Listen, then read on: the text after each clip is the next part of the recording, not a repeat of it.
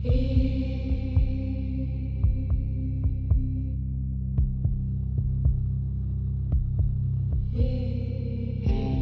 clock strikes 12, I step into the haze. Whispers call me from 1,000 graves. Shadows dance in corners out of sight. I chase the unknown deep into the night. I hunt the fear you dare not face. In the darkness I embrace the trace. The dead, they speak their secrets shown. Welcome to the bizarre and the unknown.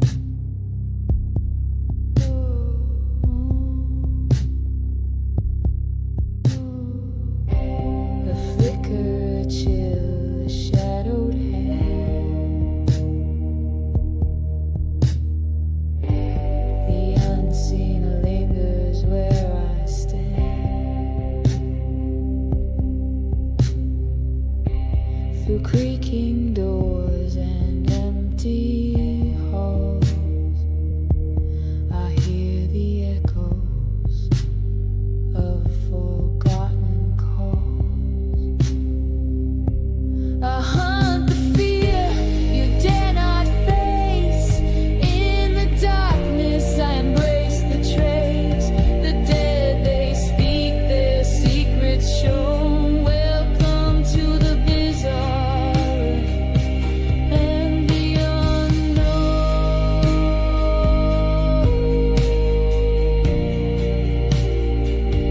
And the unknown.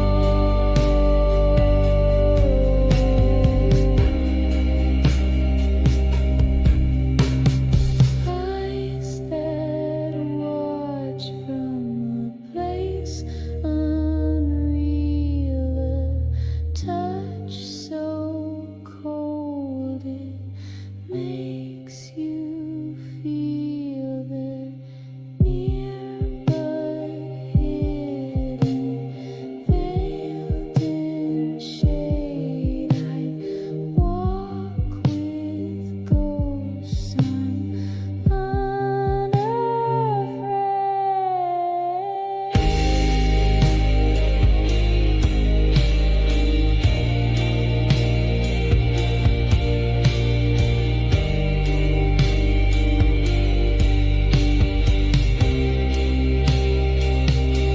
I hunt the fear you dare not face. In the darkness I embrace the trace.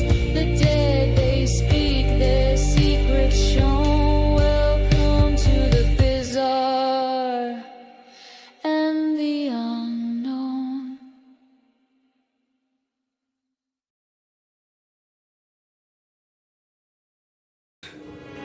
It's showtime.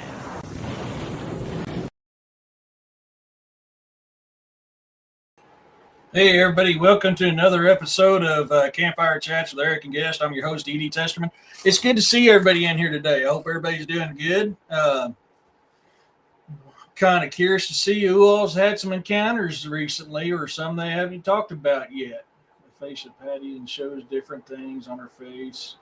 DA did some same on several months ago. Yeah, with that Patty thing, Roxanne, I personally don't think it's a hoax. Many people claim it is. I've got somebody that claims they have the stuff in the box to prove it's a hoax. I don't know. There's too much detail with the new editing that came out and the fine tuning to suggest that it's a hoax, but I wasn't there. I can't say 100% for sure it's a hoax or not.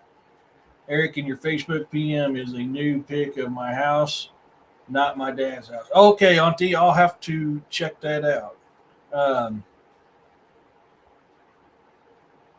But yeah, I mean, it's until I can get better proof, to me, it's not a hoax.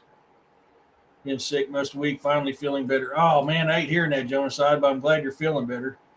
You don't think it's a hoax either? Yeah.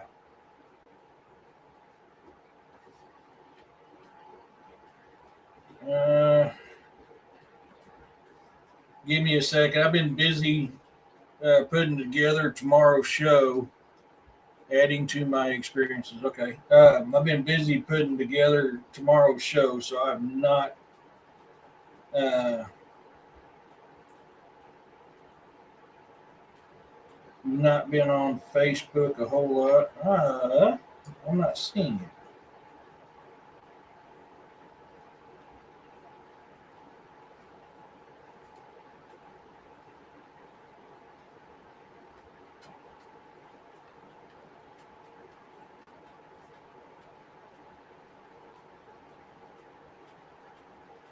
I got something from Aaron I ain't had a chance to look at it yet. Hey, Brother William. Um, got something there. That's a Aaron. That's a interesting photo. That could be Faye, but um, Bigfoot have been known to do that type of stuff too. Sorry, I just now seen that it got here. I don't know how I missed that one. Of course, I've been so busy.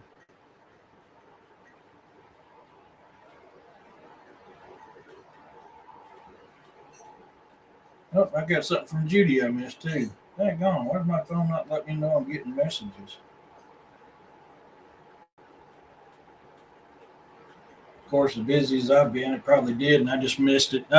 Joanne, I'm not seeing it unless you sent it to my personal one. Which one did you send it to?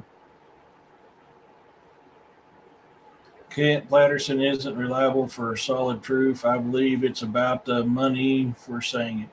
That I've heard that too. Yeah, I've heard that too. Yeah, I don't know. There's a lot of detail for a fake for that time frame, though. I'll give it that.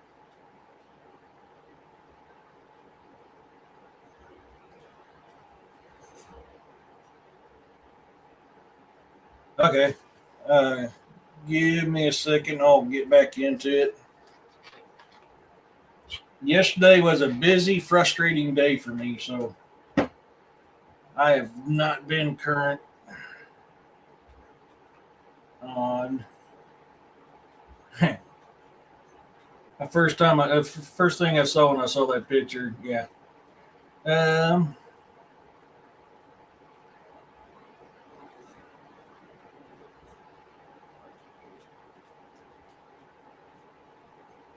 Oh, I thought you was actually talking about a house. So you're talking about the picture. Okay, my bad.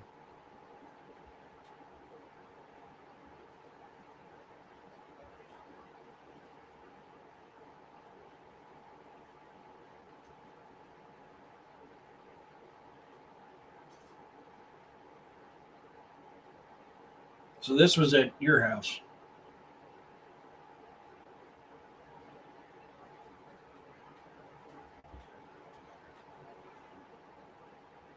Yeah, that's kind of interesting. Turn it into a fairy tree. I've seen people doing stuff like that.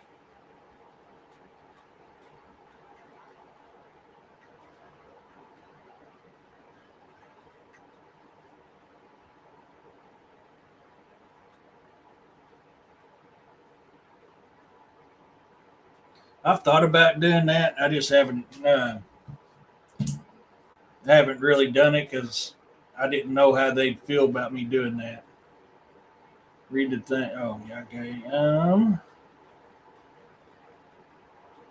Make sure I didn't miss anybody. I actually had new experiences. They usually happen at Dad's where the chickens. Yeah, yeah. It's there's something interesting going on there.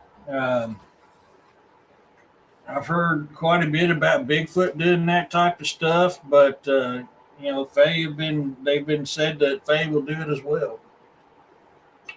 Yeah, to have one everywhere. I know, man. Yeah, I get that. Yeah, I mean, I've seen a lot of people do it, mainly in cities, but or the outskirts of cities. is where I see it the most. I've always thought they were cool, but I was like, man, if I wonder what happened if I would upset the fae if I did something like this or not. So I've never chanced it, I guess you can say.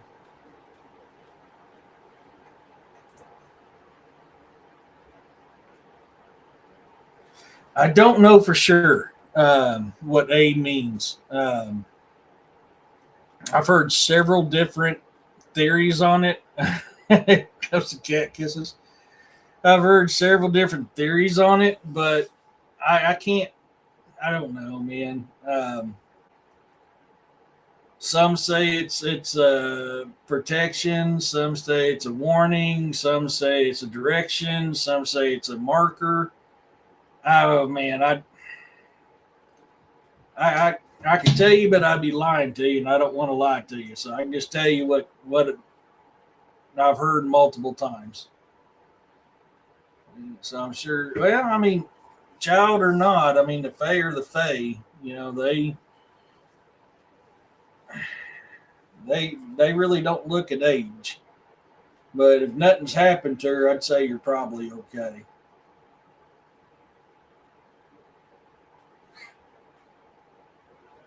So that's the thing about Fae. Fae are even known for taking children.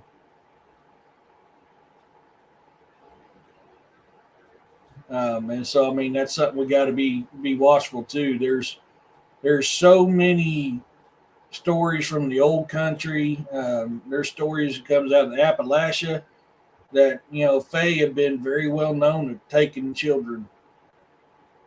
Uh, hey Corey, um, thanks for getting me that stuff, Corey. I've got it all set up. Got the banner made. It's uploaded and everything. They blocked the entrance of the hoop house. Then last week, snapped a branch and blocked the trail to the hoop house. And then the A at my house. Huh. Keep me updated on that. That can go either good or bad. How would the Fae take children when they're little things? Not all Fae are little things, and you forget they're supernatural. They have powers. It's extremely well documented of Fae taking children. And a lot of times when you go to the realm of the Fae, you never return. Very few have ever returned. Okay. Yeah. There is accounts throughout history dealing with the Fae taking even he. I mean, they'll take adults too, but their primary thing is the Fae. Look at a changeling. A changeling is a sickened or unworthy Fae that has been when the parent either needs a child for something or their child is not good in good conditions or good health or good period, and they'll swap the babies out with their sickly one so they can have a kid or whatever the purpose they need it for. And that's why they're called changelings because they'll look like a normal baby and then change throughout time. Yeah, that's the thing is yeah. I mean that what you're describing can mean a couple different things. I moved the branch from the path and left some fresh eggs. I don't know if I would have moved it. Just keep an eye on what's going on. Yeah, yeah, Corey. But Changelings is the most popular one. Changelings themselves ain't technically a supernatural or a supernatural entity. They're a supernatural entity, but they could be elf. They could be whatever type of fae it is that wants to take a child and swap their child with a human child. Um, if they like, it's very well known when they have a one of their children's about to pass, and they'll swap their passing child with a human healthy child so that they can still raise a child.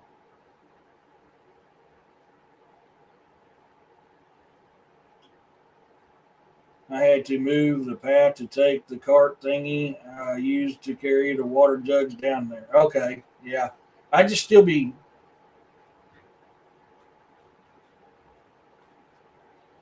ancient. Okay.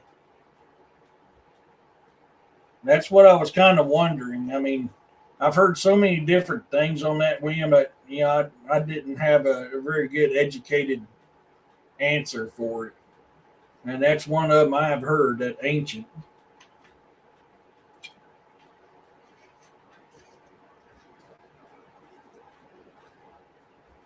branch from the path. Yeah.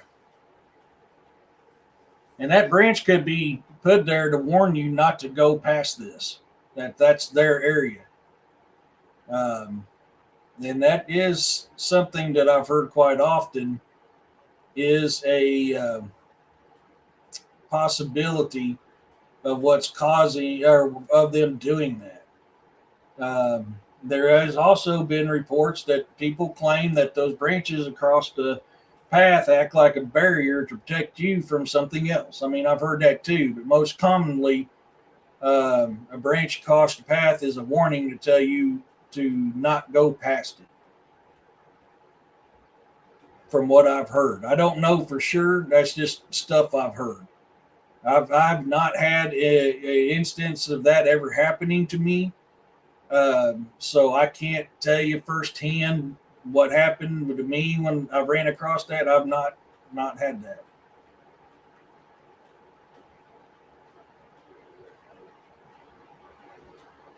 I've had stuff thrown, but I've never had something like what you've had. So I mean, I can't tell you from my experience. I definitely said out loud, "I'm sorry, I have done something wrong, and please don't take out chickens and the normal blessing and goodwill towards them." That's a good thing to start with. Yeah,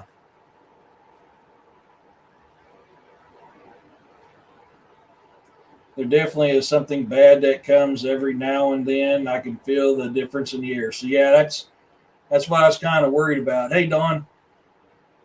Yeah, I was kind of worried about that with moving something like that. It's usually a warning.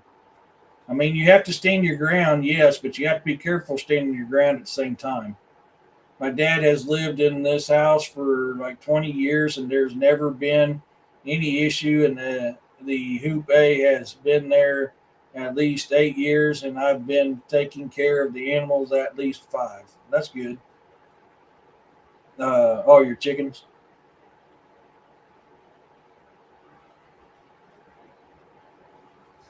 Yeah. So, like I said, I've never had it. I've never had that. I've had blinds. I've had uh, tree manipulations. I've had different types of different structures, stuff thrown at me, voices, sounds. I mean, I've had all that stuff, but I've never had that. Salute, dwarf. I really hope I didn't do anything wrong, but also my dad has a very different mindset than I do. It might not be me. That's true. Yeah, that's definitely a possibility.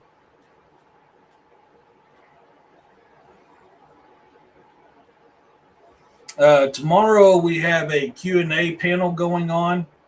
Um, Actor Jesus Payon Jr., better known as Gonzo from Breaking Bad and Better Call Saul, is going to be on. Corey Cole's going to be in there.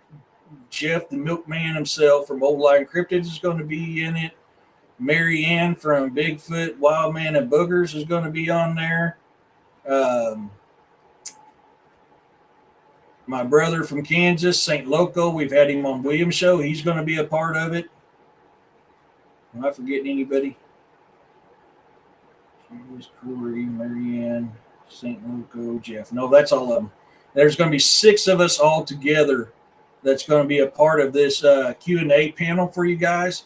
I haven't done one in a while, so I wanted to get it done. So you're going to have six different theories, six different types of different people doing different kinds of investigations that you can ask all your cryptid, paranormal, and supernatural questions.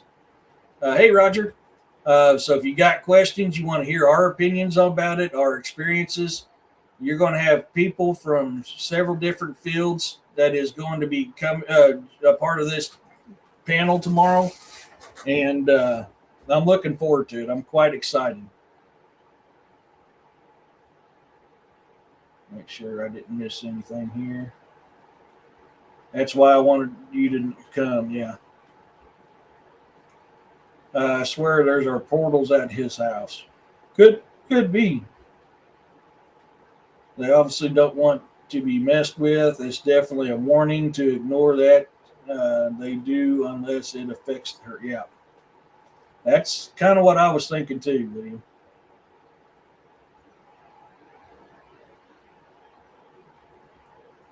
They allow boogers to do dingleberries. Yeah. I've been moved a year and a month now.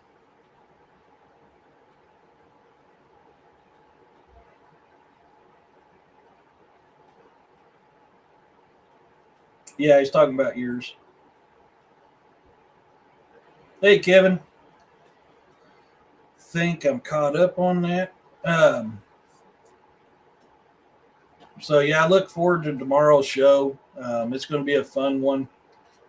I'm debating on doing these once a year or twice a year, and I'd like to get a diverse amount of different people on there, not the same people every time. So it's kind of nice that I've got 5 other panelists that we've not had on a Q&A panel before.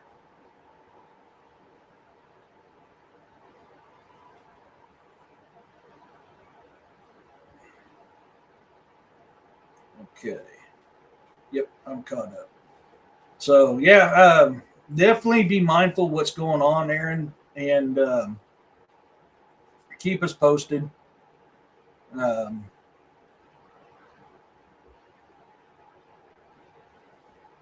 Let us know what's happening. I was kind of thinking the same thing William was, that it was a warning. Um, so with moving it, that could upset them. I mean, you need to stand your ground at your property, but at the same time, you got to understand these things are from those woods too. So, and they can be very violent. So it's half a dozen of one and 50 on the other. Right thing to do. Remember, I said it looked like they made a blind beside. Yep, the hoop. Yeah, um, that's about where the branch blocked path. And that could be they're hunting. They could. I mean, they could be hunting you, or they blind area. Yeah, they could be hunting you, or they could be hunting wildlife. They had a blind right behind my house that was facing a game trail that went right in front of it, and they were using it. I mean, literally, I could see the blind from my back window. But they used it for on the deer trail to hunt deer.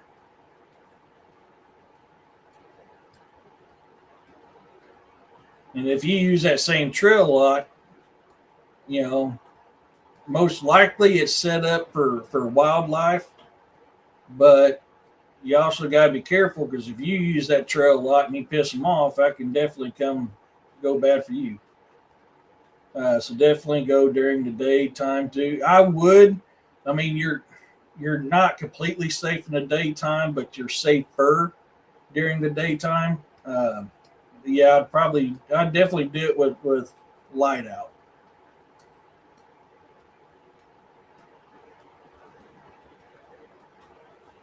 Because it can even start out as a trail blind,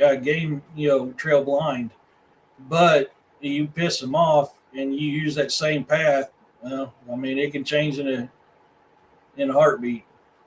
A warning for me, or about something else I've been going there to feed for years already. Yep. And you also move a stick that was across the path and ignored a warning.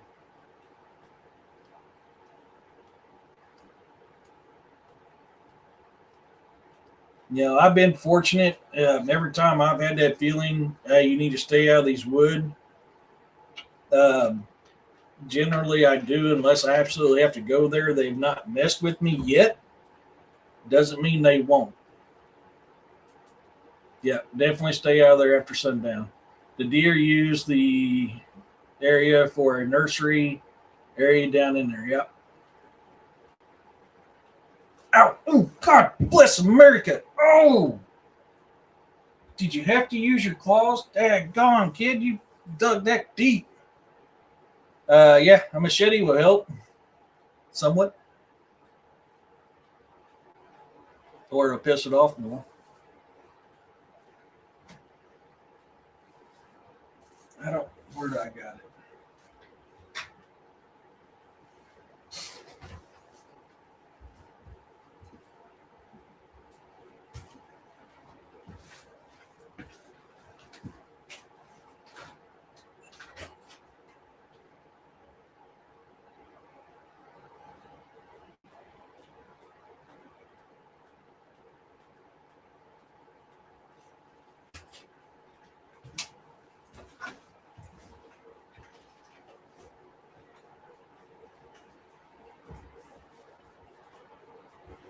Yeah, I think it's in in my field bag, so I don't have it with me.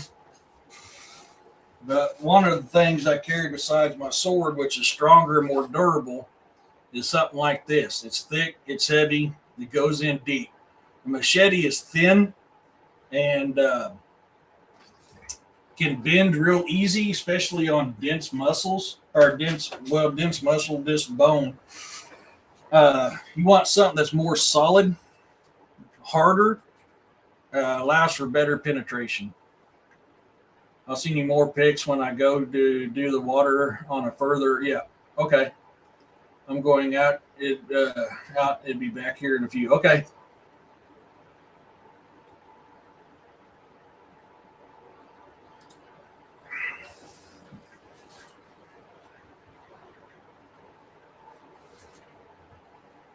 So yeah, I mean, you got to consider if you're defending yourself against these things, they're tough. They're like a tank covered in fur and two legs. No, it's not scallywag. No, I've had this thing for a long time. It's a Force Recon, um, based off of the Marine Corps style Bowie knife. I've had this thing for a while. Um, that's basically what it is. It's a Marine Corps Bowie knife. Hey, Greg. Just don't Dewey Cox machete. Yeah, he cut his brother. Oh God, yeah. Um,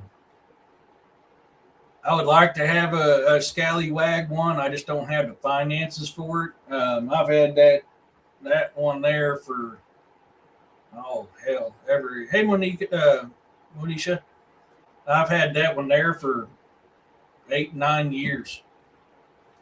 I've had it so long the strap broke off that holds that into the sheath. It's gone, so now it's just free will. I have a kukri. Oh, dude, kukris are awesome. That's the only cut flesh and bone. Yep, I would love to have a kukri.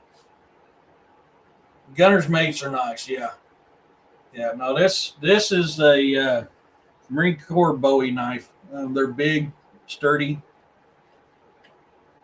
You can do a lot of fun stuff.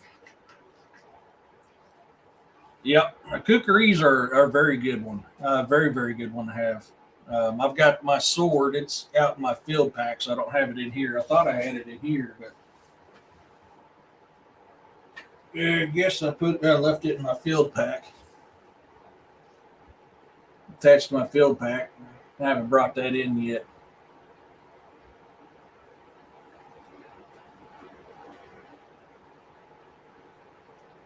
Let's see, did I miss? Hey, Uncivil. Anybody else had any encounters lately they want to talk about?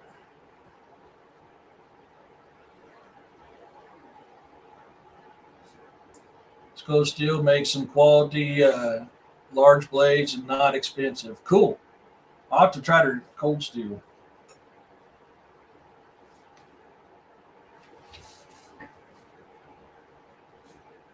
Well, come on, Pen. I'll have to look into them, Greg. I seen that. I've not seen enough for me to go, oh man, because I mean I've just seen one post about us losing Chuck, so I don't know how true that actually is. I don't know how many times they've said a celebrity's passed on and they are still alive. I mean, look how many times Willie's passed on. He's still trucking.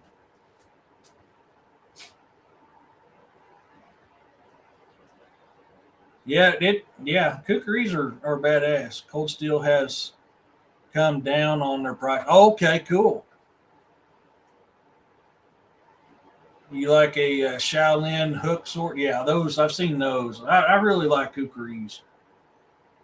I've sat there and many times have drawn out a version of a kukri and a Spartan. Forgot what it's called, and I was trying to figure out how I could combine the two together because I think that'd be a good combination of the blade.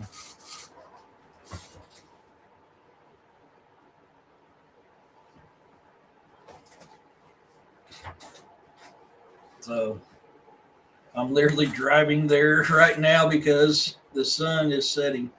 Oh, okay, yeah, yeah. You got to be careful, Auntie. I mean, definitely don't be out there at dark.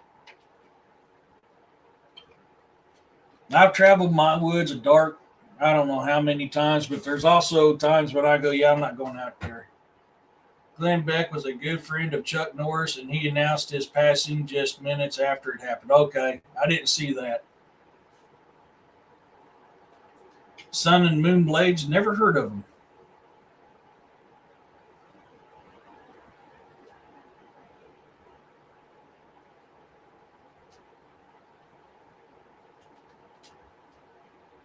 I'd like to get, man, if I can, I wish I had the money uh, to have. I would love to have a tactical version of the bearded axe forged. Um, on a much sturdier handle. I would love to have one. Yeah, I mean, dude, yeah, I grew up watching Chuck. You know, so it's for sure he's passed.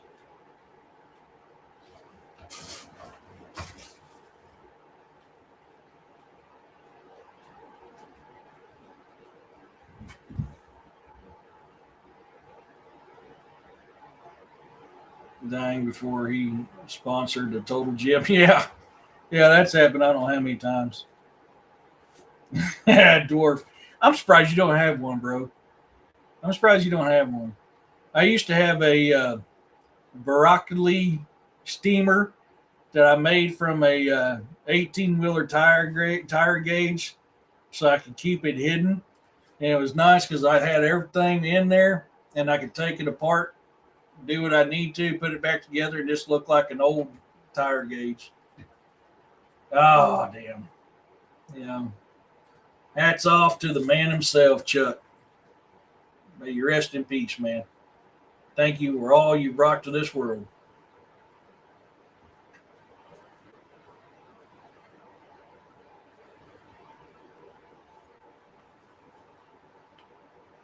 Uh, oh snap! You ought to see the two massive hewing axes I've made in 1861, and another's 1864. Oh man, that'd be cool, Greg. Wish I could get a bounty gunner mate. Hell yeah, dude! I would love, dude, if I can get the tactical version of a Nordic bearded axe. Oh, I'd be in heaven. I just remember again, my dad used to do karate with him at Ben Kicker's studio before he got discovered. Oh, cool, man.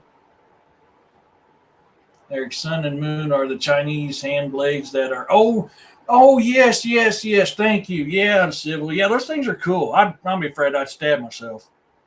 Chuck also worked with kids and showed them with other than I structured martial arts. It's for them to learn discipline. Hell yeah, I mean Chuck did a lot of stuff, man. All the legit news sources told of his passing. Yeah, I see a lot of them did it with Willie too, and he's like, "No, I'm still here." Chuck Norris was a very good tempered person. very down to earth. He never let the fame get to him.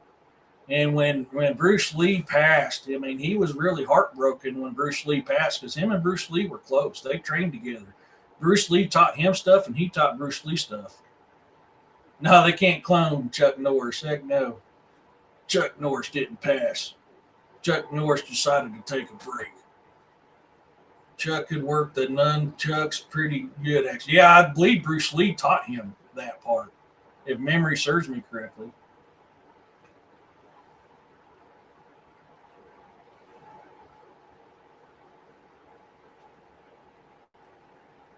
I know he said he learned a lot from Bruce Lee, and Bruce Lee learned from him. You know, of course, Bruce Lee learned from Ip Man, and so I mean, he passed some stuff on to Chuck. They were very close friends. Invasion U.S. was my favorite movie. Oh yeah, dude, Delta Force was a good one. My first memories of Chuck Norris is missing in action. They did, yep.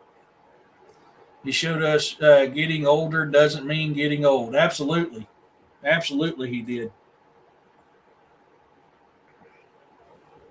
You know, I was kind of heartbroken when Robin Williams supposedly passed. Uh, Robin Williams was a hell of a guy. Glenn Beck, it wasn't Chuck to worry about it. Was his wife. Glenn Beck, it wasn't Chuck to worry about it. Was his wife. She said was one badass and would cold cock and anyone who talked bad about Chuck. He laughed when he said that. Yeah, Sidekicks was a fun movie. Yeah, it was. Okay, never mind. Now I get what you're saying. Glenn Beck said it wasn't Chuck Norris you had to worry about. It was his wife. She was one badass and would cold cock anyone who talked bad about Chuck. I get it, man. Yeah. Lone Wolf was a good one, Greg House. Lone Wolf was really a good one, yes. I played a good part in Expendables. Kevin, you were in Expendables? Who are you in Expendables?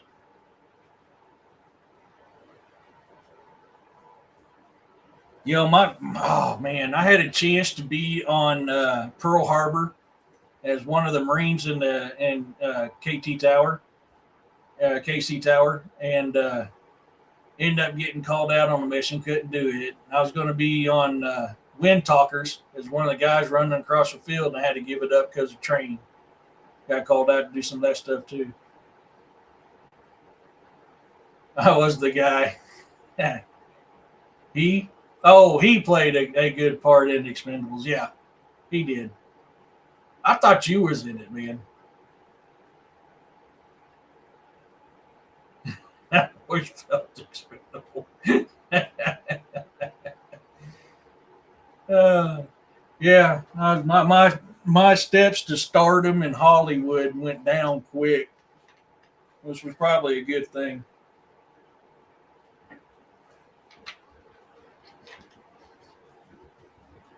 In a way, I'm on TV. So if you watch me on the boob tube while I'm doing this show, I'm on TV. You watch any of my shows or the documentary I was in, you watch it on the boob tube. I'm on the TV, man.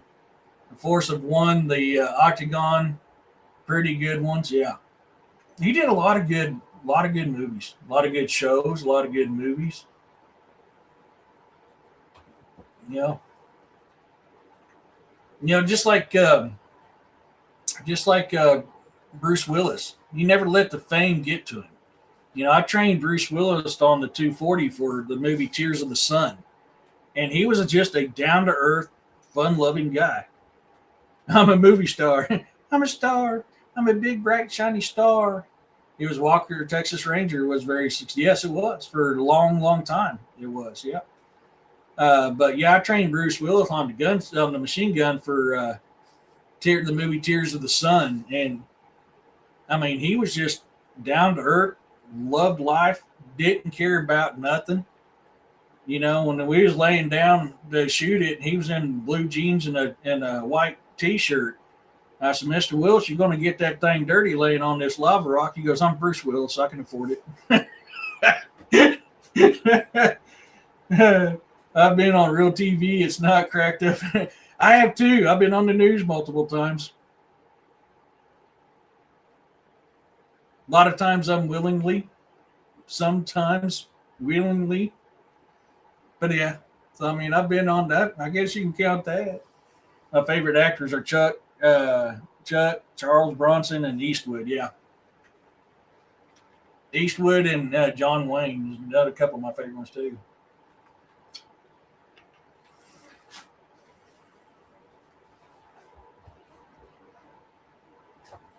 Yeah, yeah. No, and like I'm not a reality TV guy because reality TV is not real reality.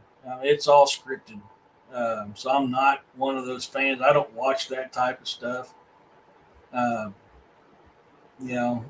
it's the concept of being lied to. What there are some movie stars up in here. Heck yeah, that's cool. Outlaw Josie Wells was a very good movie. That's one of my main things is liked about Chuck very much that he was a good nature. Yeah, Bruce Willis was too, man. I'm telling you, Bruce Willis. Well, I never had the pleasure of meeting Chuck Norris, but I got to meet um, David Copperfield was a prick. I don't ever care to meet him again. ACDC were weird. I mean, it was cool to meet him, but they're weird. Um, George Foreman was cool as hell. I loved my encounter with George Foreman at the airport. Helped train Bruce Willis. That was a very phenomenal experience. I ate dinner with Tim Allen back when he had a 96 Mustang with a Boss engine. That dude was stellar. Garth Brooks, sat on this bus and chilled with him. Um, I've had my face in, um, oh my God. I can't believe I forgot her name, WWE. Mickey James. I've had my face buried somewhere on Mickey James when she hugged me in Iraq. Met Robin Williams. Drove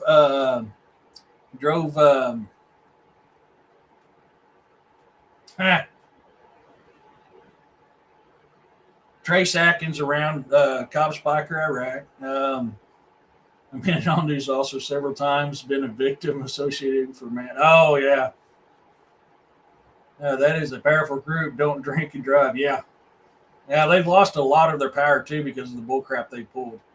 They've been busted harassing innocent people. Um, let's see here, man. I've met so many famous people. I can't remember. Man, I partied with a lot of Pro Bowlers back when the Pro Bowls were in Hawaii. God, I've partied with a lot of Pro Bowlers.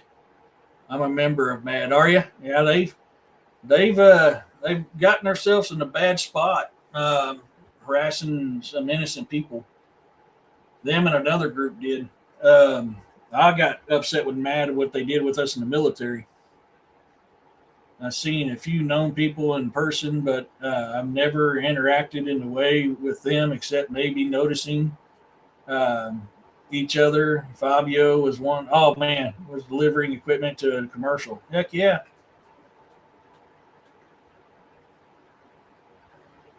Hey Rhonda, how's it going? But yeah, I mean, I've met tons of famous people, actors, musicians, athletes, and I've had mostly really good experiences. I mean, I got to jam with um, David Allen Cole.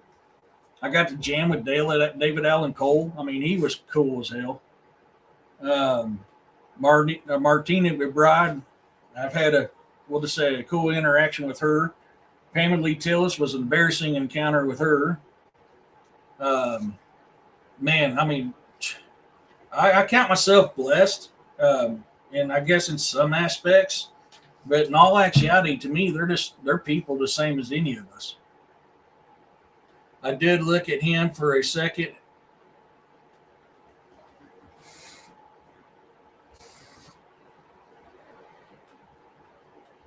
Leave my door alone.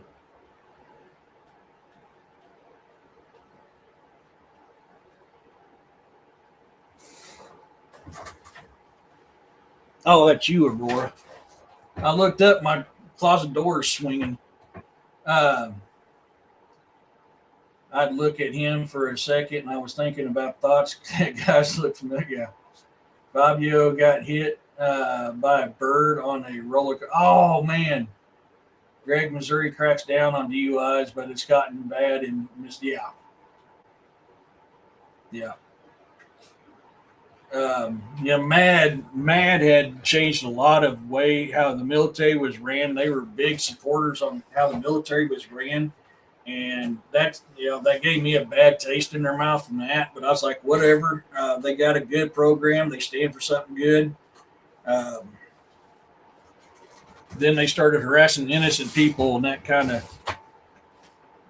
gave them a bad rep and stuff. Yeah. Oh man, I used to fish with Sam Walton. I used to hay cattle and feed and water cattle and go sucker fish snagging with Sam Walton. My dad's best fishing buddy was John Anderson. Oh, dude, that'd be so cool. We fished the Gulf of America a lot with John.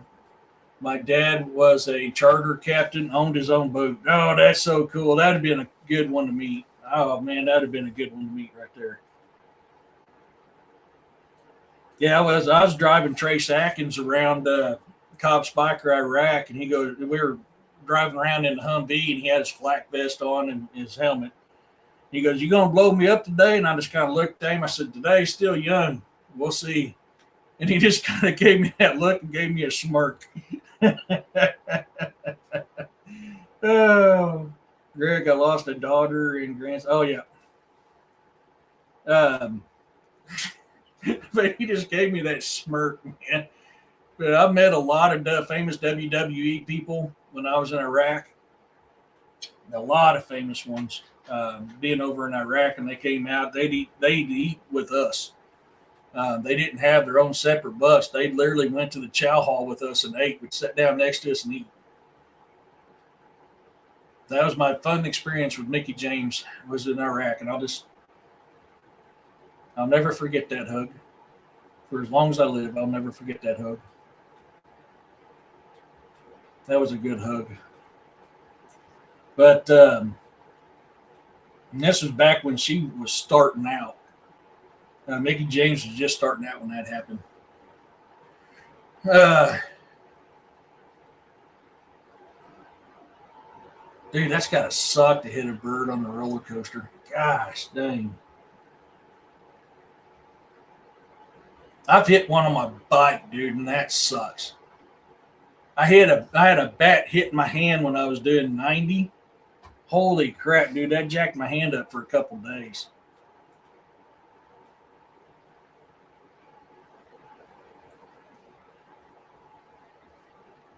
There's a thing over in Iraq where the females, some were took into tents. We'll just that's a yeah. I'm not going. I'm not going down that road.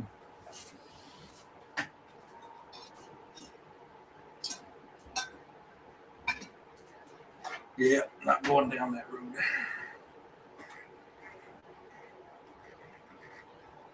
Yeah, yeah. That's not a topic I want to talk about on here. Hey, Robin. But a lot of these famous people they're humans just like us, and a lot of them like the same stuff we like to do the same things we do. Um,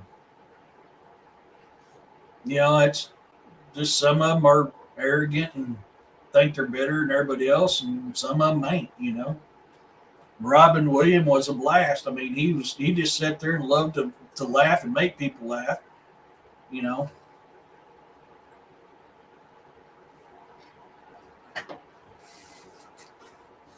you guys remember when the Beavis and Butthead bus was touring America? I fueled that. I fueled that bus up. Got a lot of cool merch from it.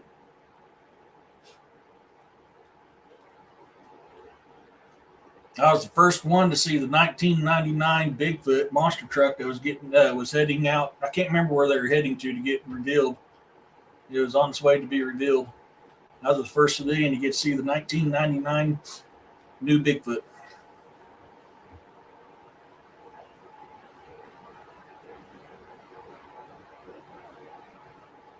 Yeah, Greg, I hear that very often. Um, man, hats off to you, bro. I don't know if I could do it. I'm too much of a softy, man. I'll be sitting there crying with them. Birds can be like, oops, I lost it. Birds can be like deer sometimes and run in front of your vehicle, people as well. It's a flight response to outrun instead of go into the. Yeah, I was in the audience at the White Zombie show in the Beavis and Butthead movie. Oh, so cool. My daughter doesn't go out often, but when she does, she gets an Uber there and back. Thank God. Yeah, that can be a good thing and a bad thing both. But yeah, I get it. I saw one of the Bigfoot trucks being built. Oh, so cool, Don. Yeah, dude. Seeing the new '99, yeah, it was awesome. I used to help feed the Budweiser or hay and water the Budweiser Clydesdale when they come through. Uh, no, was the Airheads. I was at the show White Zombie Monster Fest.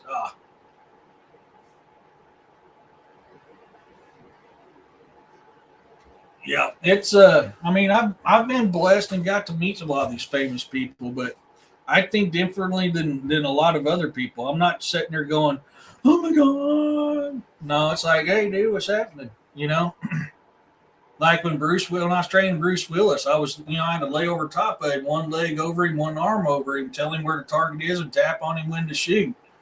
And he got 1 out of 11 targets, and I told him that wasn't bad for somebody who's never shot one before. And he goes, "Can you do better?" And I told him, I said, "Mr. Willis, there's a reason why I'm training you on this." He goes, "Well, I want to see it." And the CO just shrugged and said, "We got the ammo." So he got down there and he laid over me and was telling me which targets. And I nailed all my targets in a 3 round burst. And he goes, "You are the man." So I'm in the movie Airheads. Oh, yeah. I don't know if I've ever seen that. Hey, Jeff, how's it going, bro? Did you get that banner I sent you?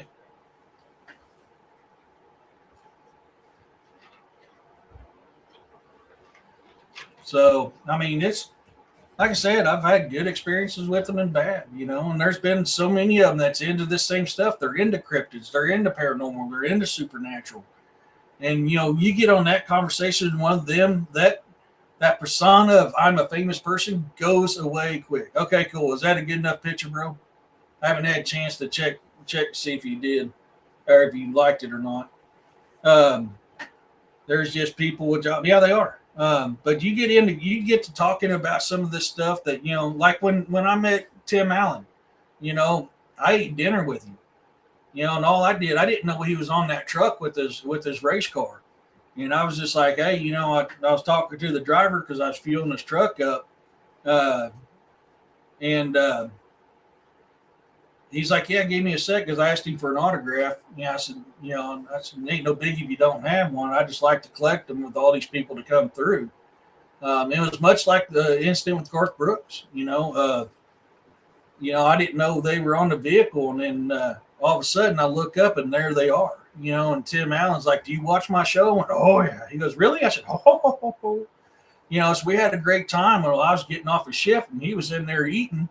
And I was getting off shift and I went to grab my dinner, and he looked over and says, "You done for the day?" I said, "Yes, sir, I'm done for the day." I said, "I'm gonna grab my dinner and head home." He goes, "Well, have a seat with me and let's eat." And then he grabbed the bill from the waitress and he paid my bill. He bought my dinner and we ate there. He was, Greg. Yeah, he was, man. He was a skeleton of himself. At a mountain concert, Mississippi Queen drummer got up on stage to hand me his drumstick for a veteran who was wheelchair bound and kind enough to share his table with us. Hell yeah, Joanne. The first few Bigfoot trucks were built in Quonset hut in St. Louis. Yeah, and there was and they were built here around here too. I mean, he was famous around here back in the '80s. He used to crush vehicles down there at the salvage yard off of West Bypass. Before West Bypass came what it was, there was still a cow field on the other side. He was out there all the time crushing Bigfoots because this was his home area. I thought he stuck you with the built it. No, he didn't, Dorf. He didn't. He bought my dinner and we just sat there and ate and talked like normal people. And you'd be surprised how many times I've ran into a famous person and they always tell me it's like, it's a relief to talk to somebody like a normal person. Because most of the time when we interact with somebody, they're so starstruck that, you can't be yourself. And I'm like, dude, you're a human just like I am. We both put our pants on the same way, And that's how I treat them. I don't treat them like they're gods or they're somebody important. They're just a human. It is, Joanne, it is. Yes.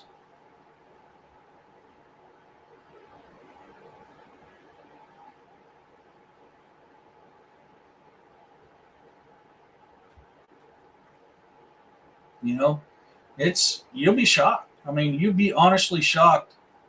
I'm not saying every single one of them, but you'd be shocked on how many of them just want to be treated like a normal human being. I mean, even the Pro Bowlers, man, I've partied with so many NFL guys, it's not even funny. And yeah, they let that fame go to their head, but we just get down and have a good time, and they're cool as all could be. Like that one, he was a lineman for the Raiders, or no, yeah, I think he was a lineman for the Raiders. And every time they came to Hawaii, all the mopeds would be rented out because they rent these mopeds and ride around Hawaii all the time. And we were sitting there talking. And he's like, "Do you party?" And I said, "There's a bear shit in the woods." Hell yeah. Yeah, I'm a young Marine by then. I'm in 21 ish range. And he's like, "Hop on." I looked at him. I said, "No offense, but where the hell did I sit? Your butt takes up the whole damn seat." And he started laughing. He goes, "Well, you got a point." And he waved up a wide receiver from, I can't remember. I think it might have been Green Bay, might have been Denver. I can't remember. I hopped on the back of the moped with him, and we took off to their hotels and just had a great time. Used to deliver a part to them and got to go in and check out one of the Bigfoot trucks being built. Oh, that's so cool.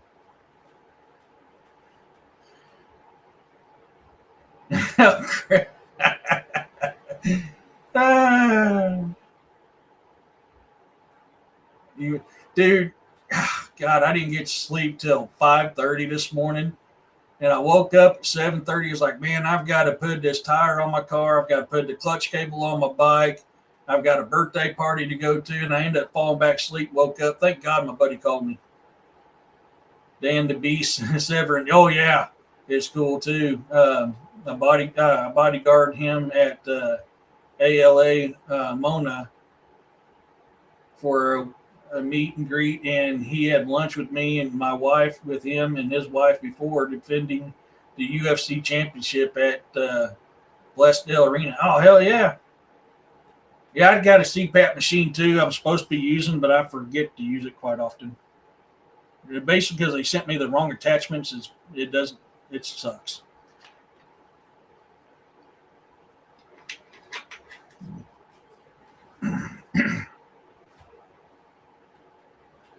I've shaken hands with a small handful of stars, but my favorite was partying at a club named Fanny's and partied with Rod Stewart. Oh, hell yeah.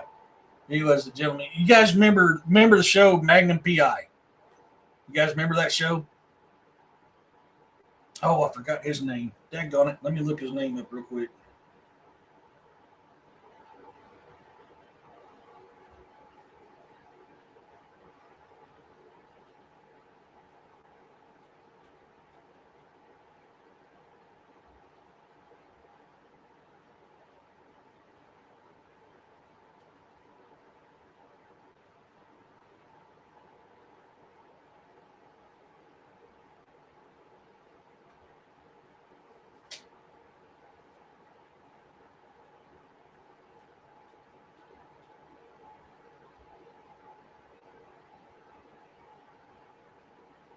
Yeah, Robin Masters.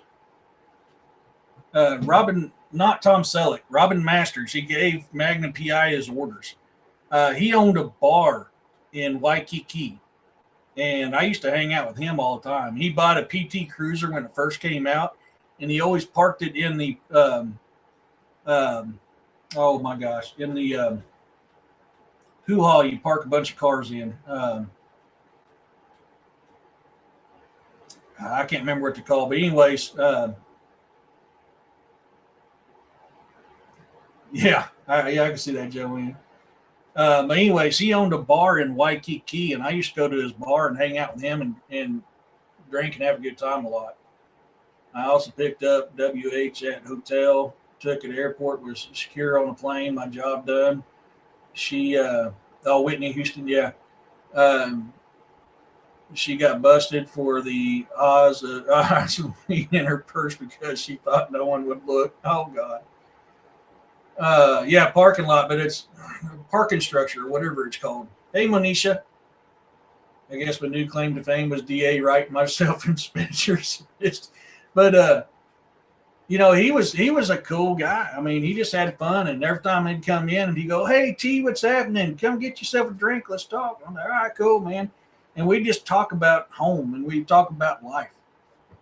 Met Ted Nugent at a bow hunting thing in Springfield, Illinois. Oh, that's so cool. Yes, I was with her when she got busted. That's so funny, Urso. Urso, you remember that his bar that I was talking about, the one there off Waikiki, not far from Licky Licky?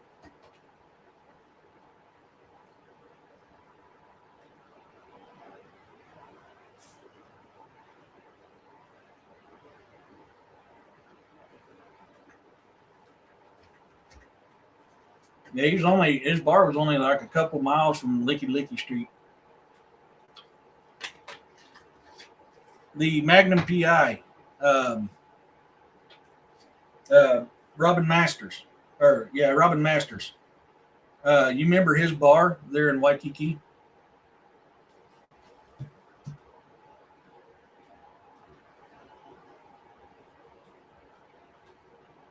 Yep.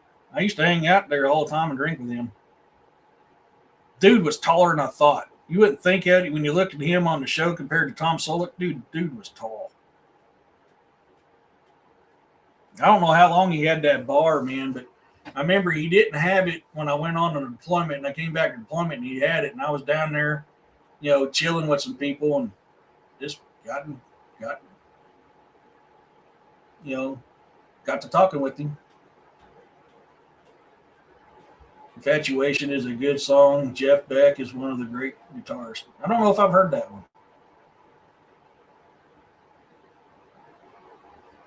Yeah, it was. It was all the time. Yeah.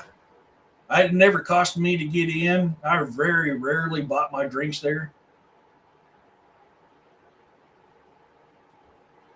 Hey, Candace Skin. If I'm saying your name right, I could be wrong. We'll just call you Candace. Hey, Candace. Candace Skin. Man, I don't know why it doesn't show me the full name on this deal.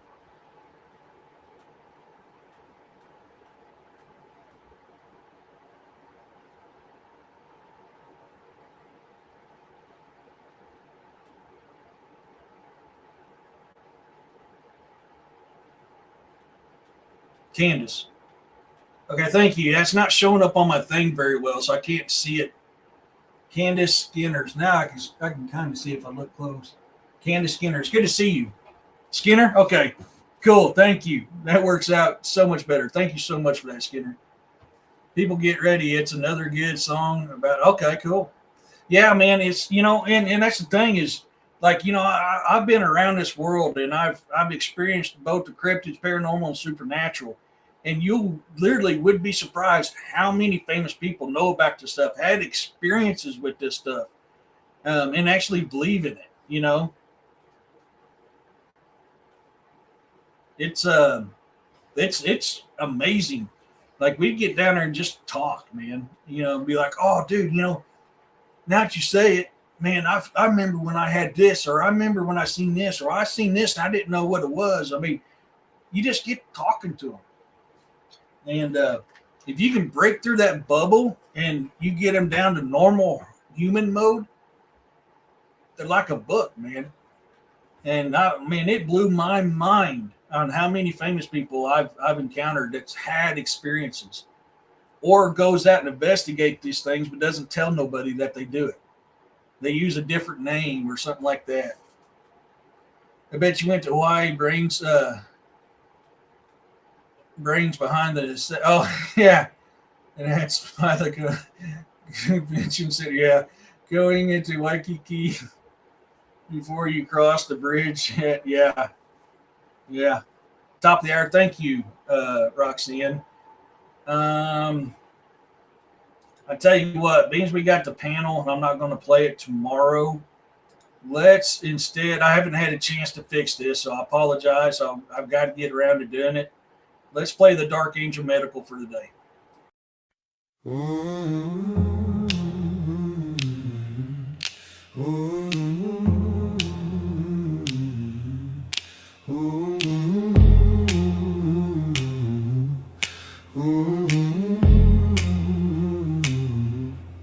He comes quiet, coat of crows, bread like winter in your nose.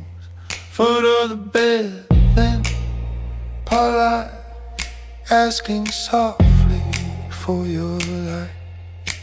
You stare holes into the wall, hands like paper, helpless small. Every clock hand starts to shake. How much mercy can you take? Call dark angel medical, call him fast. In the shadows at your shoulder when you're fading black. When his fingers find your heartbeat, digging for control. There's a number in the silence, there's a lifeline for your soul. Call dark angel, call dark angel. She come running down the stairs, folder full of worn out prayers. He's already in the chair. Death just smirks and combs his hair. Sign here, death says it's routine. Ink like rivers, cold and mean.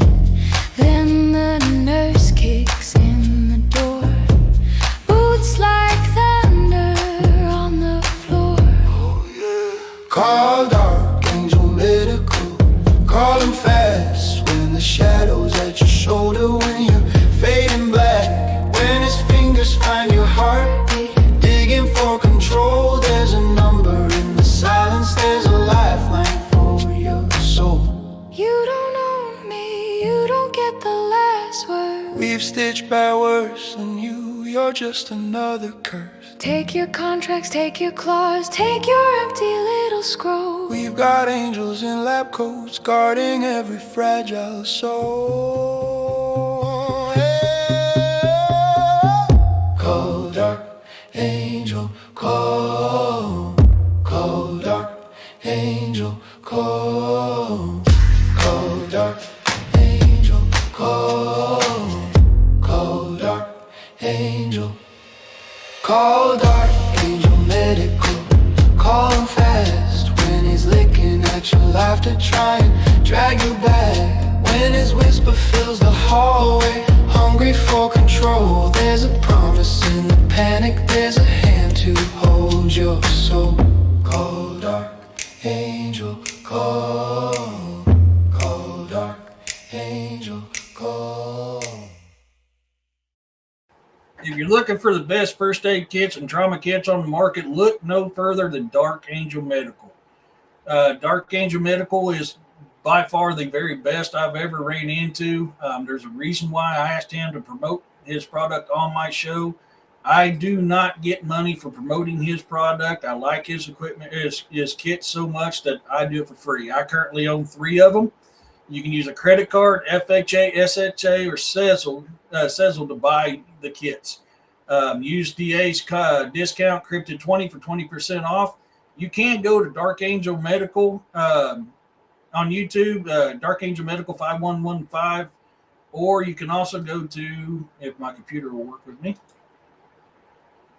Instagram to Dark Angel Medical. He does. There it goes. It's acting up.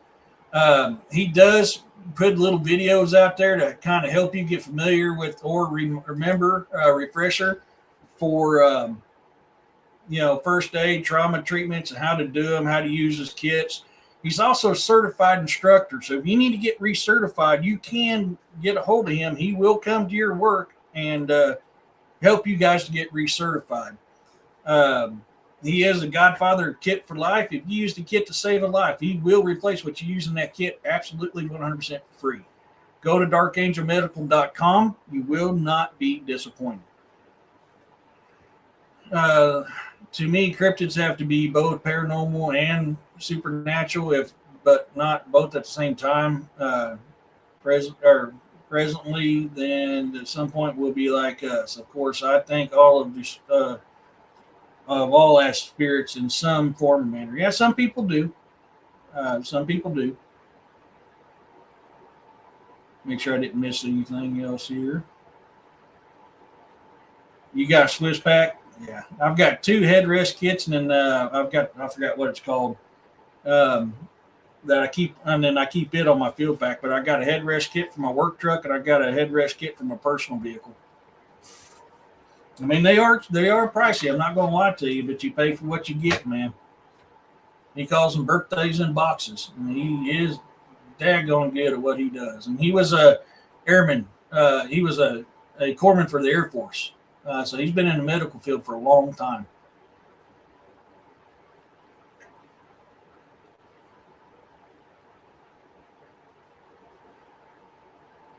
Okay, I think I am caught up on the chats. All right, good. We're caught up on the chats. I still got to fix that commercial. I just haven't had time. I was struggling with that song, and I ended up having to use AI to help me finish it. If not a spirit, then it has to be made by a spirit. Possible. I'm of a different opinion, but yeah.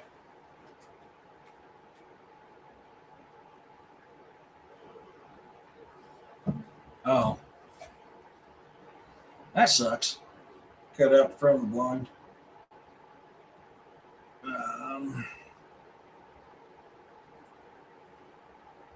Let's see here. Yeah, okay. I'm trying to make sure my chat's jumping around because I played that video, so it's kind of messing up. I want to make sure I didn't miss nothing. So, has anybody else got any encounters they want to talk about?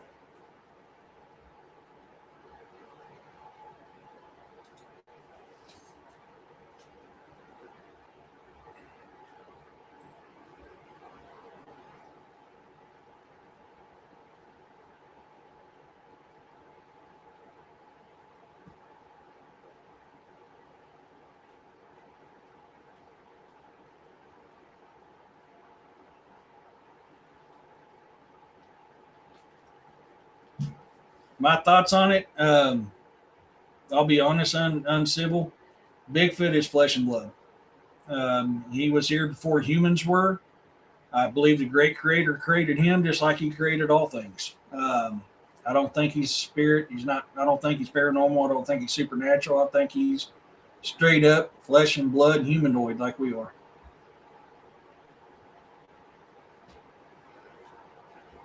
You know, he's...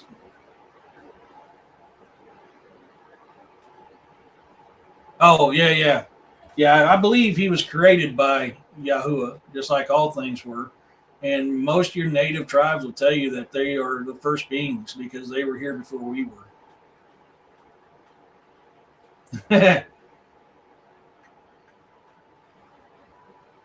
Yeah, I was kind of glancing at him quick, Aaron. I couldn't see the blind you was talking about, but I'm on the show, so I'll just have to look at him a little bit harder later. And I was taking a quick peek.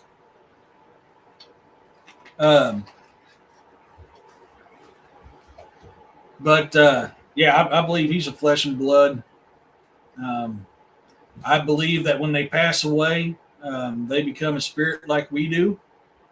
Left a few American Spirit cigarettes. Yeah. Uh, Man, I love the American Spirits. That's a good cigarette. But we are not only flesh and blood yet. We go on and exist. That's what I was getting at. Is I believe when our mortal body passes on, we become spirits. I believe they do too.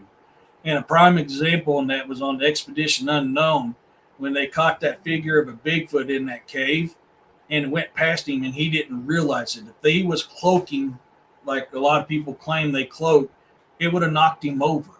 Just because you cloak doesn't mean you go invisible or go through things like they're not there. I believe that what they captured was a ghost of a Bigfoot in that cave. I really do. That's just my opinion, my thoughts. But yeah, I believe a lot of these orbs that people are seeing when they're associated with Bigfoot is actually spirits of Bigfoots that's hanging around them. We have them around us all the time. Why would it be any different for them? That's just my mindset on that. Some of it could be Fae. I mean, they're more closely attached to the Fae than we are. They still remember that stuff, but we forgot a lot of it. So there could be Fae attached to them as well. They could have been asking the Fae a question or for assistance, and that's why you see it around them. I think majority of the time, though, it's spirits of their past Bigfoot. It's their ancestors that's hanging around them. No different than what we have here. People tell you don't do an EVP session in your home. You're inviting stuff in. How can you invite something in that's already here? Yeah, you saw that, Joey? Yeah, you know what I'm talking about. These things are around us all the time. You're not inviting something in. You're just communicating with what's here. If people knew how many ghosts were around them on a daily basis, they would probably crap their pants.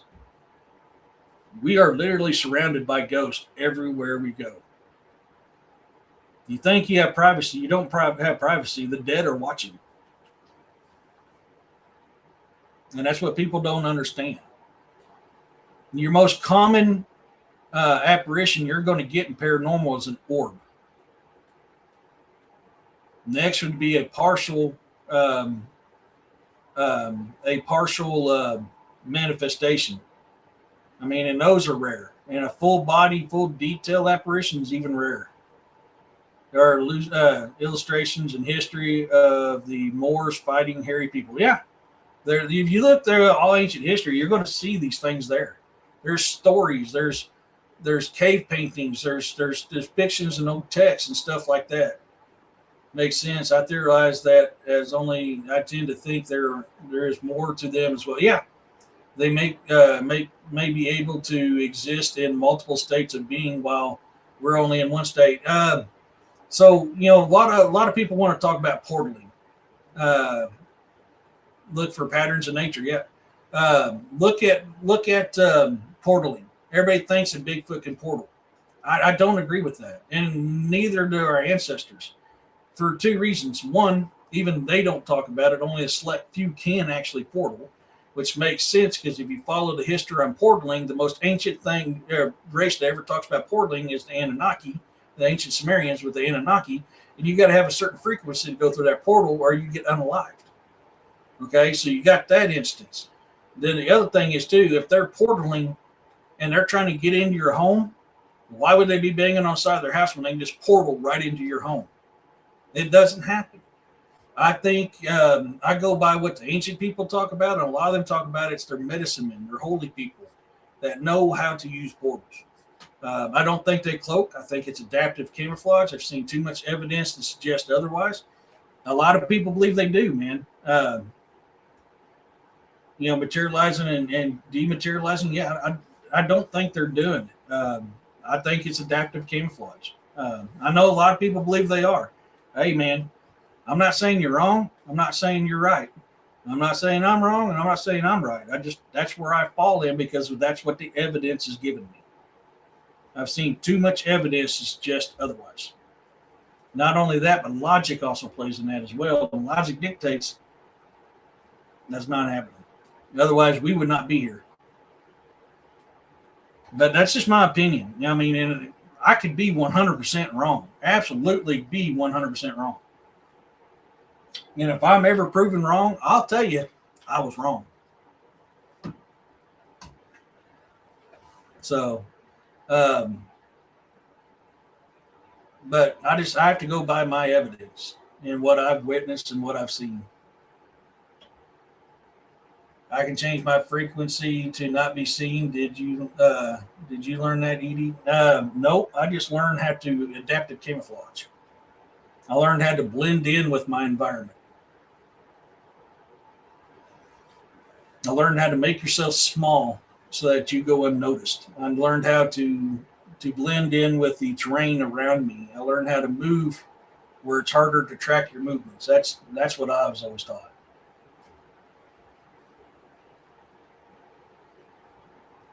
Yeah.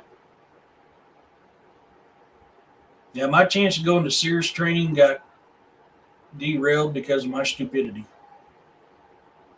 Just like my sergeant's promotion.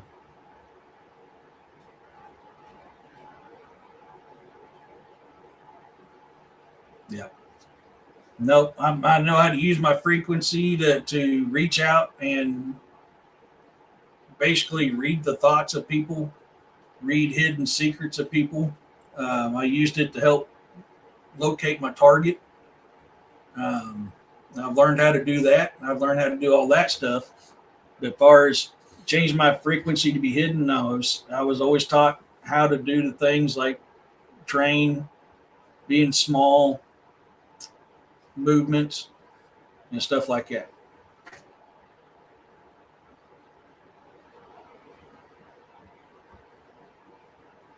You know, you learn doing what I did. You learn how to make somebody tell you the truth without them actually knowing they're telling you the truth.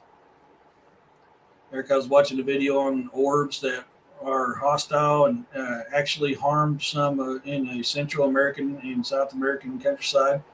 There are a few actually. Yes, and that's probably the Fae. They probably did something to piss the Fae off. I've had what I believe. I can't tell you 100% for sure. This is what it is. This is what I feel it is. I've had a Fae shoot out the woods at me and almost hit me in the chest. And when I fell backwards on the ground and I looked up, it was hovered over my chest for like a split second before it shot up in the air.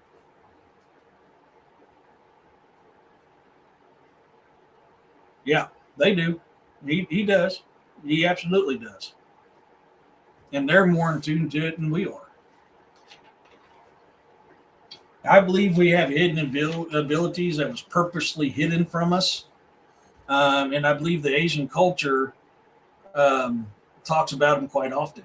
And people thinks it's just hocus pocus. It's not hocus pocus. It's not just look good for the camera screen. It's because we could literally do that at one time. But yeah, I'd say uncivil. They probably pissed off Faye in that area, and that's probably what happened to him. Because that's a very common reporting of when you piss off the face. Eric, like here with the blue meanies. Yep, the ones in the video I was watching was orange and red, and if I recall correctly, yeah, that could be Faye. Especially if it's being physical, like that type of physical. Uh, I would lean more towards Faye than I would paranormal. I would definitely lean more towards the Faye.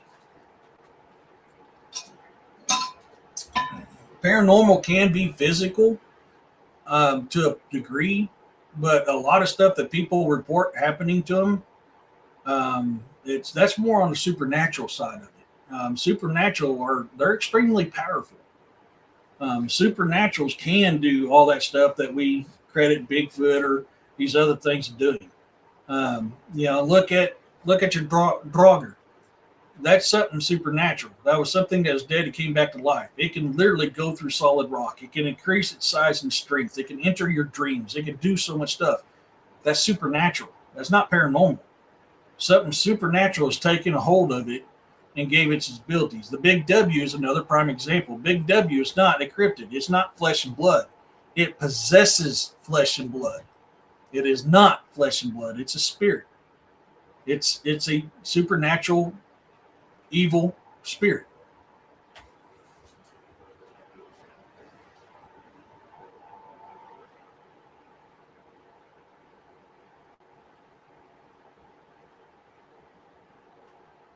I'm waiting for that. Auntie, there's some really weird stuff that goes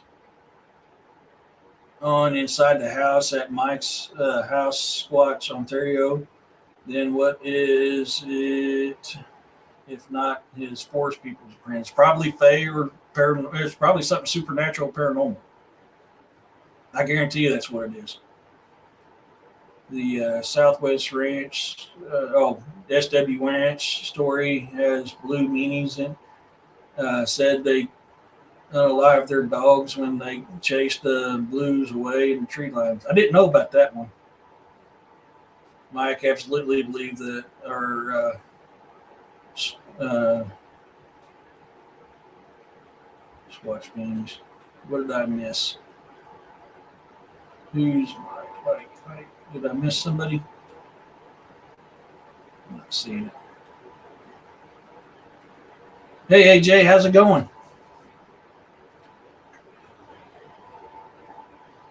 Yeah, I guarantee he's got something paranormal and supernatural going on in that home.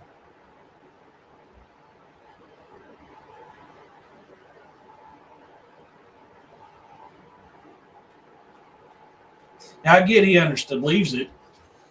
I'm not saying he's right. I'm not saying he's wrong. I don't believe that it is. I believe it's something different.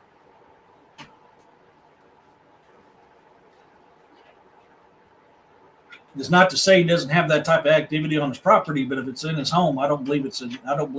I believe it's something else.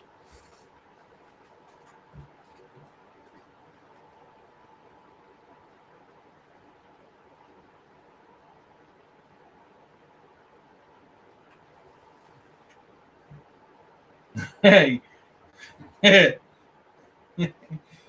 shake and bake. I'm sorry, Gordon. Shake and bake. That's the first thing that popped in my head. Because of the timestamp. Sometimes conclusions can actually turn out to be both in possibility. Possibly. Maybe. That's not been my experience, but I'm not saying it can't be. Blue orbs with white orbs and golden orbs are not evil most of the time. I'm trying to think. I get that uncivil. Yeah, man. And the more I think about that, William, the more I can see where that. Yeah, because that one that came at my chest, it was white with a bluish tinge to it, and it didn't do anything to harm me. It was more like it was just coming out to see me, if that makes sense. Like it felt bad for scaring me, if that makes sense. And you also got to understand too. Orbs can also be electricity, just flat out electrical phenomenon. I just don't think that every single one of them is. There are contrary truths in existence here, and there is my opinion. Yeah, hell yeah, man. Hell yeah, I welcome it. It's just for me. I go a different way. That's what I love. Like it's like I said last week. If we all thought the same, believed the same, and spoke the same, and acted the same, and we would be pretty damn boring. I love the fact that hey, you got your opinions and I got mine, and we're talking about it, man. The only way we can learn is not just by studying, but by talking about this stuff and seeing different points of view. And that's why I love this stuff. Blue orbs are water elements and good divine energy like angels. Yeah. This one here was mostly light, but there was white, but there was a blue tinge to it. And honestly, to me, it felt fey. I could be wrong, but that's honestly how it felt to me. And it was like it felt bad for scaring me because it did. It scared the crap out of me, and I fell backwards. I was at a dead run when it was coming at me, and I went to stop, and I slipped in the mud and fell back.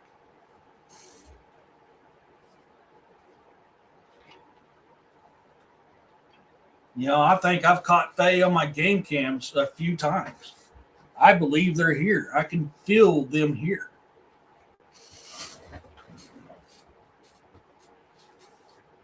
If I was an orb, I'd be mean, green. No, I'd be friendly.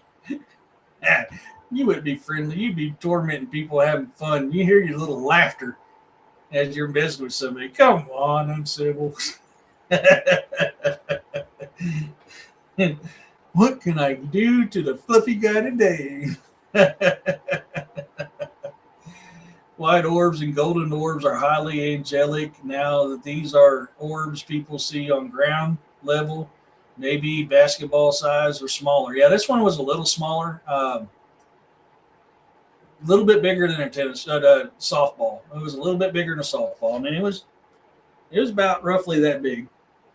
And it was mostly white, and it looked like it had a blue swirl, blue tinge, however you want to call it to it. I've always called it a blue tinge. The blue didn't cover the whole orb. It was just like in spots. And it was kind of like lines, like swirls, I guess. Blue light is healing. I know that. Is it? I didn't know about that.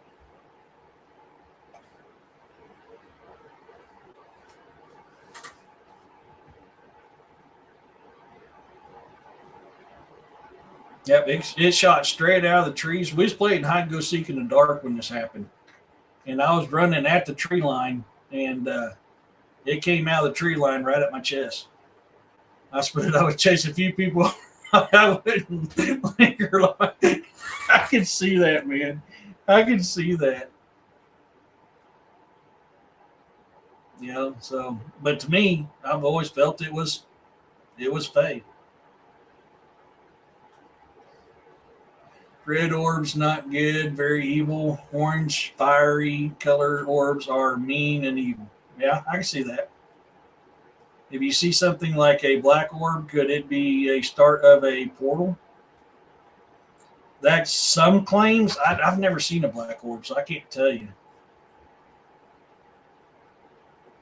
I can see that being a possibility, or it can just be pure negative energy manifesting. I don't know. I don't know. I would say one of those, if not both. That'd be a William question. William would know more about that than I would. If you see something like a black orb, wait, I already read that.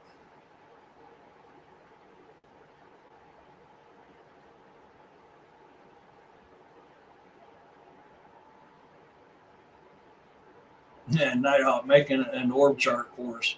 Yeah, Morph.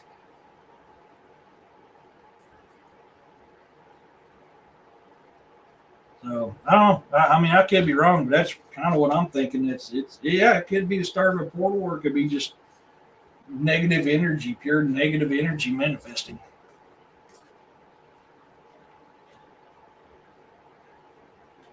Okay, so yeah, William confirmed it. Okay, that's what I kind of thought. That's kind of where I was thinking on that.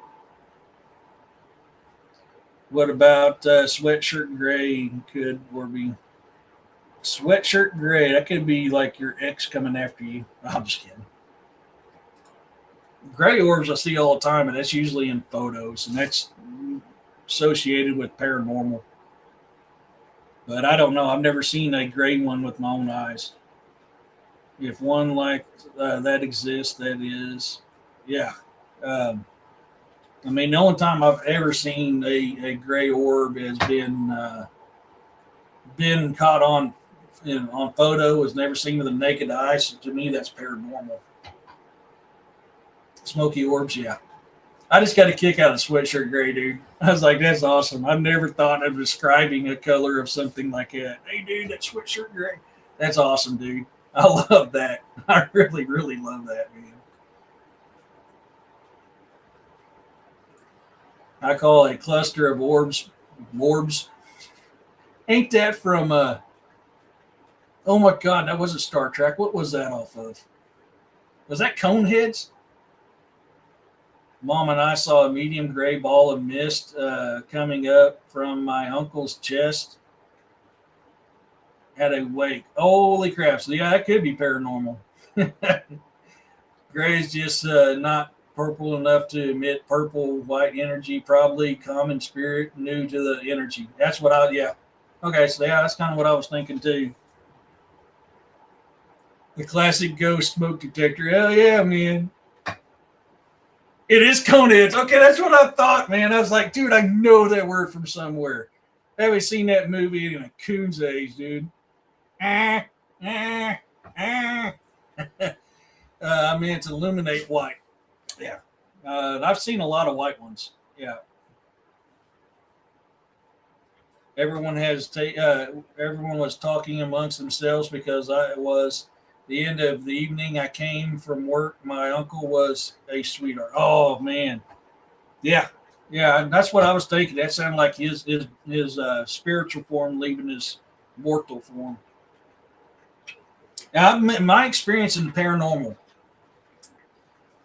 the newly unalived can't remember what happened to them. They don't know that they've passed on.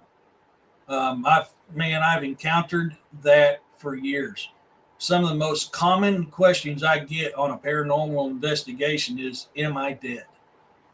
And from what I've gathered through my research, through my experiences, and all that is because they don't realize that they've passed on. That's a very common theory right now. It's one that I'm kind of thinking might be true. I can't tell you for sure, but I see where it has credibility to it. Eric, on that video, they called it Chuba Chuba. Oh, cool. Oh my God, to get you on the show. So yeah, man, I need to get on yours too sometime. I need to just sacrifice sleep and do it.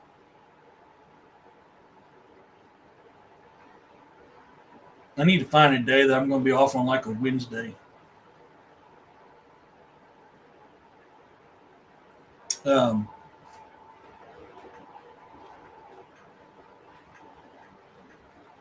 that gaggle of orbs is just Bigfoot dwarfs more. Partaking of the broccoli, bruh. That's interesting, Uncivil.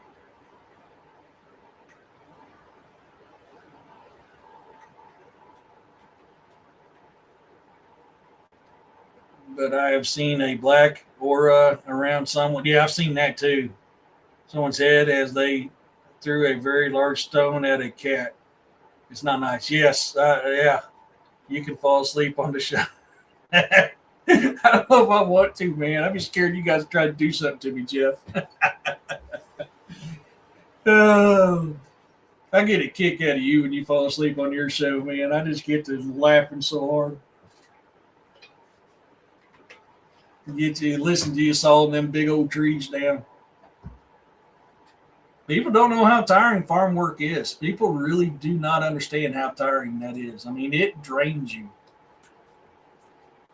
A lot of old text and grimmers and scrolls say, don't lose your memory. Yeah, I don't know, man.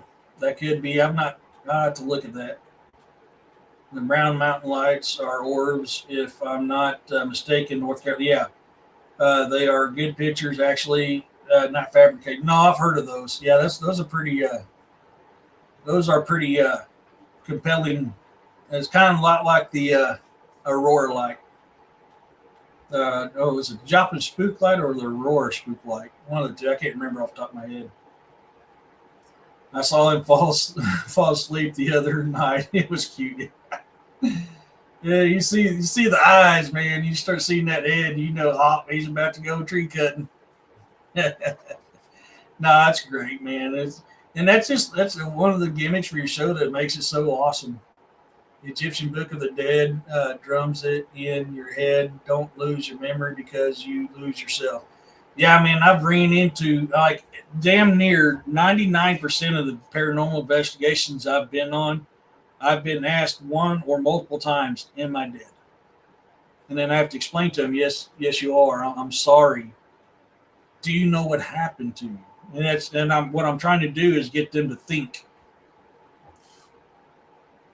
Brown mountain lights are said to be wandering native spirits, white and color. Oh yes, I remember that now. I saw the Joplin Spook Light back in 1990. Yeah, trying to start a 1920s John Deere. Oh, Jeff. Oh my God. Good luck with that, dude.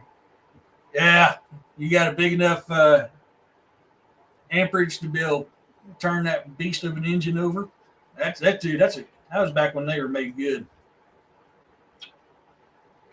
Takes a lot to crank one of those over, man. But if you can get that baby going, they're freaking tanks.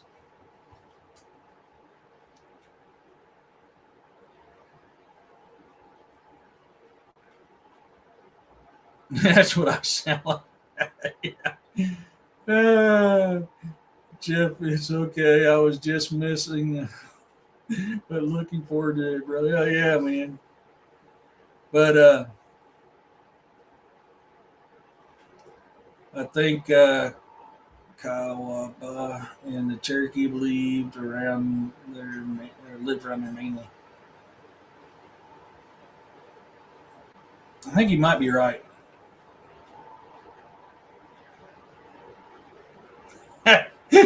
Joanne.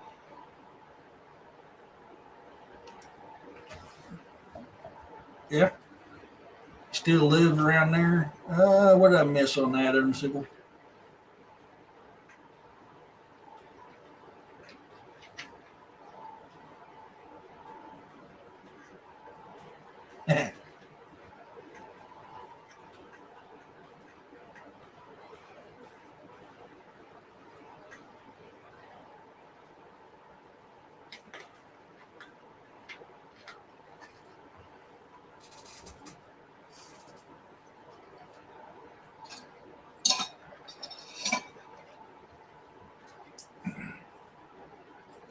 I don't have a 1920 John Deere I was referring to. Oh, yeah.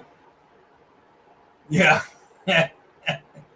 I can see that, dude. I'm telling you, man. People don't realize them old school John Deeres like that. They're freaking tanks, dude. They last forever.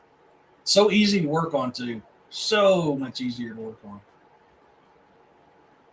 Hard to get parts for them anymore because they want to phase them out. They don't want you to have something that lasts forever that takes 15 minutes to fix.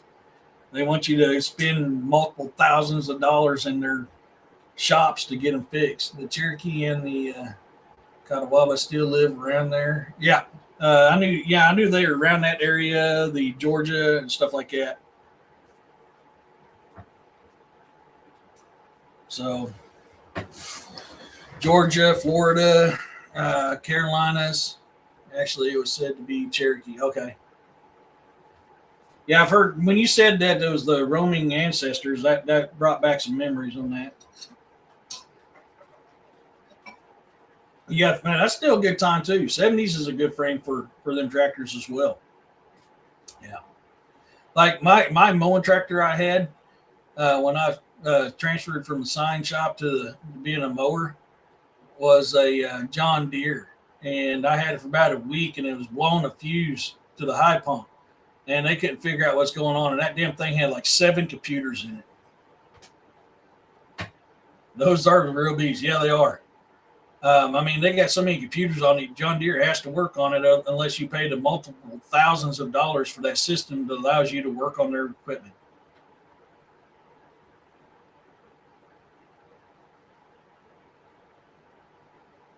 That's why, much like Harley Davidson, I feel the same way about John Deere as I do Harley Davidson. I'm not a fan of them very much anymore because they forgot their customer base and they've gotten too damn greedy. The new ones are junk, dude. Yeah, hands down. You're right about that. Gotta get a strong loan motor debate between it. Don't get a John Deere or a self-propelled. Man, I got a Hustler Raptor XD. I love it. Don't get a John Deere. You break. Yeah, I mean, back when I last priced it out, and this is about 12 years ago, a plastic hood for a John Deere mower was $500. Get you some goats to do the mowing. Screw goats. I like goats. I just don't like them on my property. Hell no. My uncle bought a John Deere riding mower way back. It was a Kawasaki motor in it. Oh, God, that was old. They never have parts in stock. No, they don't. Nobody does. That's not just John Deere. Nobody does. I had to order my clutch cable Tuesday, and I was able to get it Friday from Indian.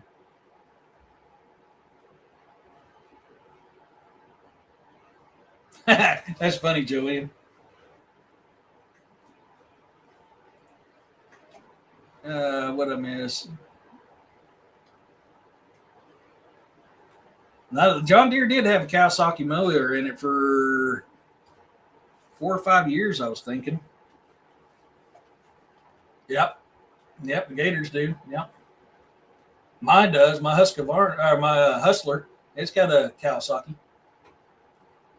I think at least one of the Mohicans was filmed in North Carolina mountains. Oh, the last of the Mohicans. Now it popped up over here. I can see it better.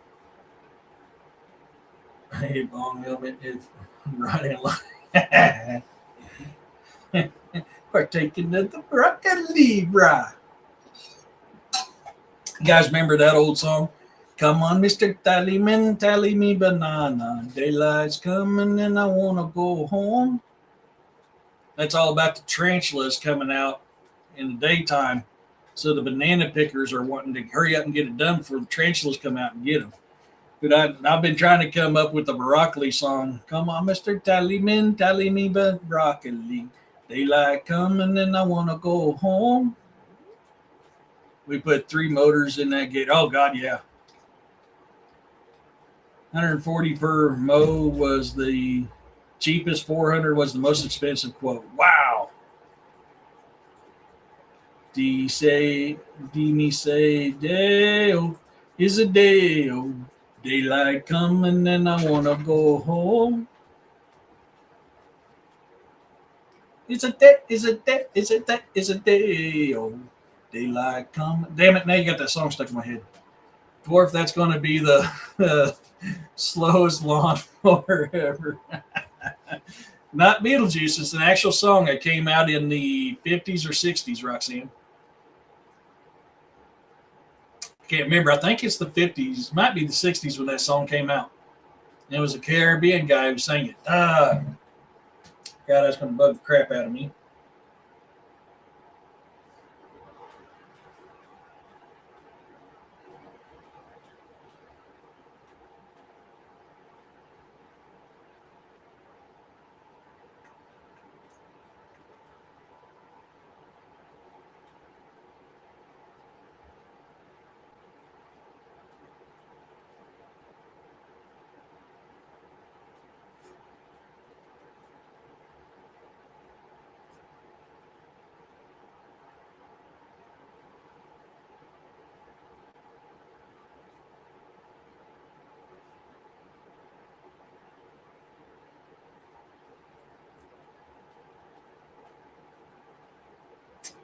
I'm not finding it. Just give me everything but what I want.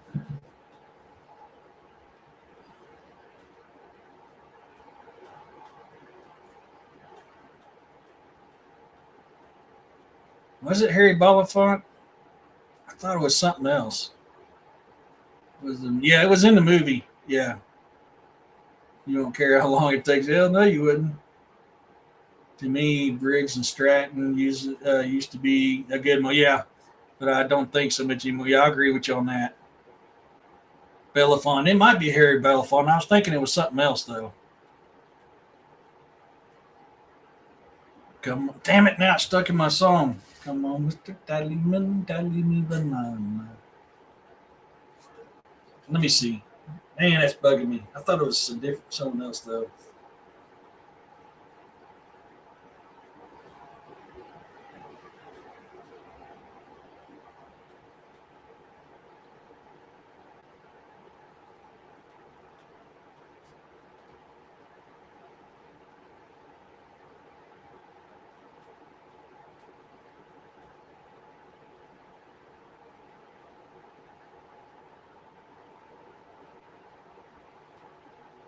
Well, it was Harry Belafonte. Belafonte, yep.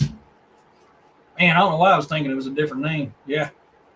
Man, I remember used to listen to that on record.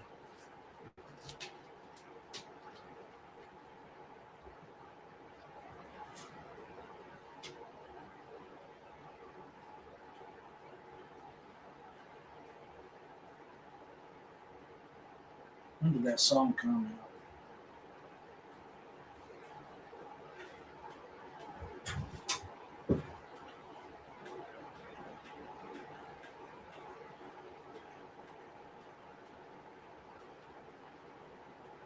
1956. Okay, yeah, I was right. 1956 is when that song came out.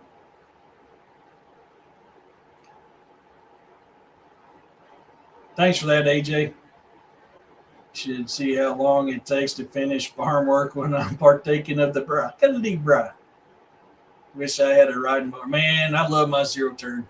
It's probably got a pressed on 45 record. We have a Dixie chopper. Dixie chopper sounds familiar. Where do I know that from?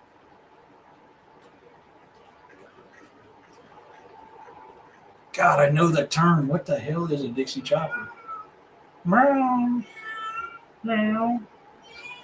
Meow. What do you want? Aurora? Yeah. God, I know the term and I can't think of it. Yeah, Dixie chopper. God, I remember the old timers talking about those. Oh, okay. Yeah. Okay, that's what it is. Yeah. Okay, yeah.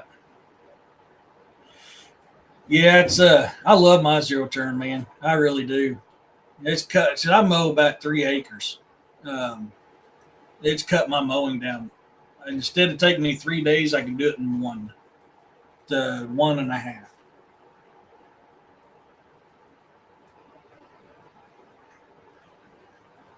Damn, I can't get that song out of my head.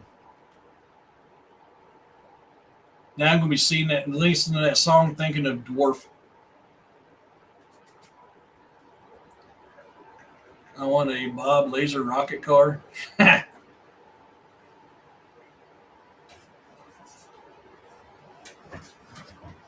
Man, when I retire, I'm gonna have to go to Cali to see Dwarf. I have to sit around there. Hey man, I tell you, like, hey, like this is some good stuff, man. Like puff puff pass, man. Like, wow. I've got a 15 brush hog for the fields. Man, I do. I need a tractor to brush hog. I just can't afford one right now.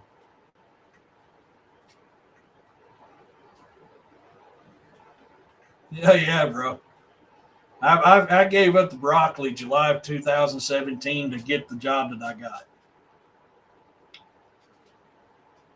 Pickup truck. Okay, yeah. It's nice being retired. Yeah, dude. Yeah. I just found out I was wanting to retire at 55, but I may not be able to because they'll cut my retirement in half if I do. But yeah, man, we used to brush hog our field all the time, but I don't have a tractor or a brush hog anymore, and I can't afford to get one. Indian pickup truck needs a tune-up. Man, I miss the old international pickups, man. Like an international travel or anyways, man, them things were. I just bought a truck. Oh, keep bragging, man. Yeah, I knew you were. So you did break down to get it. Good time. How's it running, man? How's it running? I knew you were talking about it.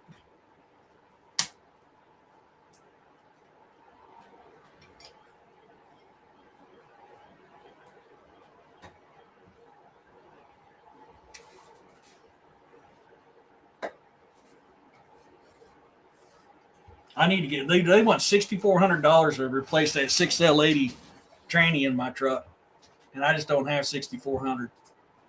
Man, I wish I did. I just paid that thing off too. I paid it off early. Dodge Ram, yeah, 3,500, 6,400, yeah. Is it running good? Because I don't know why I was thinking you had some concerns maybe.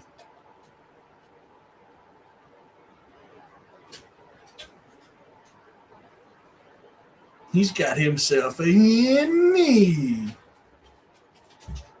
Rockstar. Now, them Hemis ain't bad engines. It's at the dealer getting inspection. Okay. Yeah. Yeah, I need to. Maybe it was a different truck he was talking to me. He was telling me about. I may be thinking about a different truck he was looking at. I kind of swore it was that one, but maybe it wasn't. It might have been a different truck he was telling me about. The dog men are going at it again. Eric, have you ever rode a bike with a sidecar? Nope. Seen tons of them, but I've never rode one with one. I have a couple older trucks, but they are rotting out. Man, that's I prefer no. Man, I want to go back old school so bad.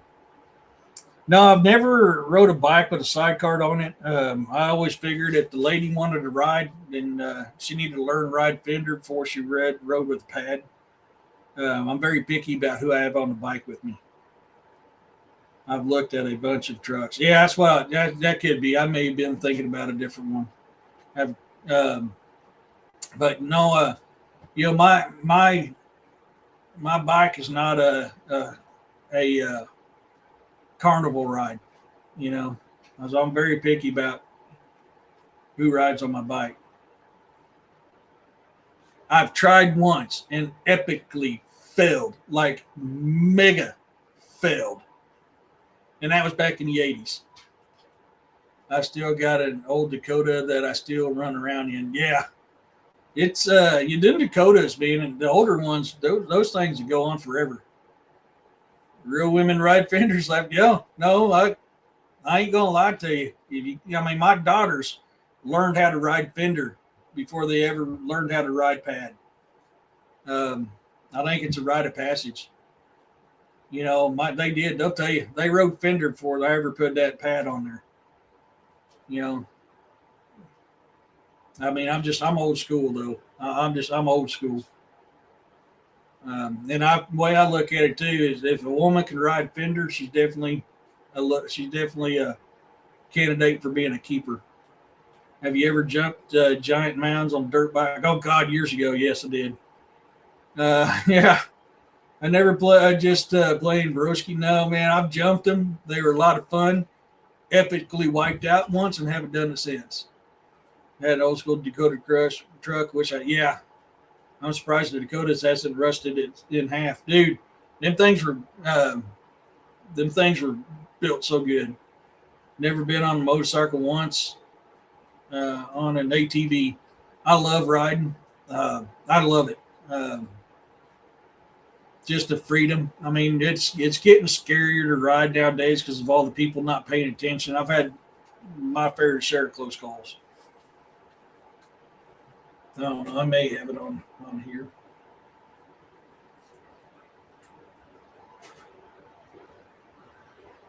I think I took it off. Nope, I still got it on here.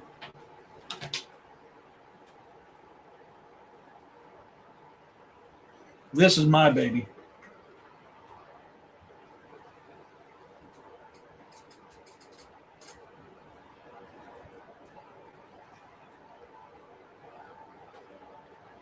Yeah, that's my bike.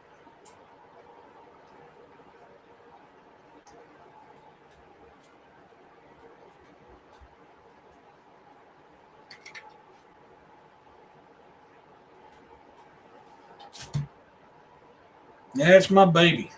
That's Black Beauty right there. That's my baby.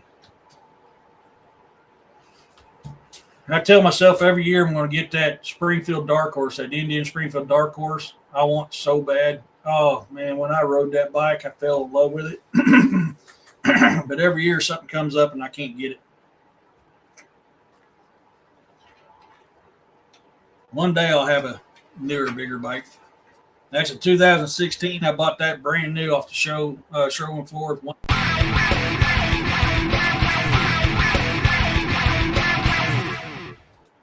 Thank you so much for that super sticker, Bobby. You are badass, man. I appreciate you so much. It's good seeing you in here.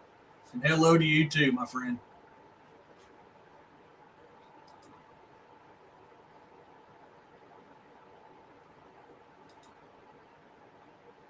It's going to mess with my chat for a few minutes, but it's worth it. Oh man, but yeah, it's I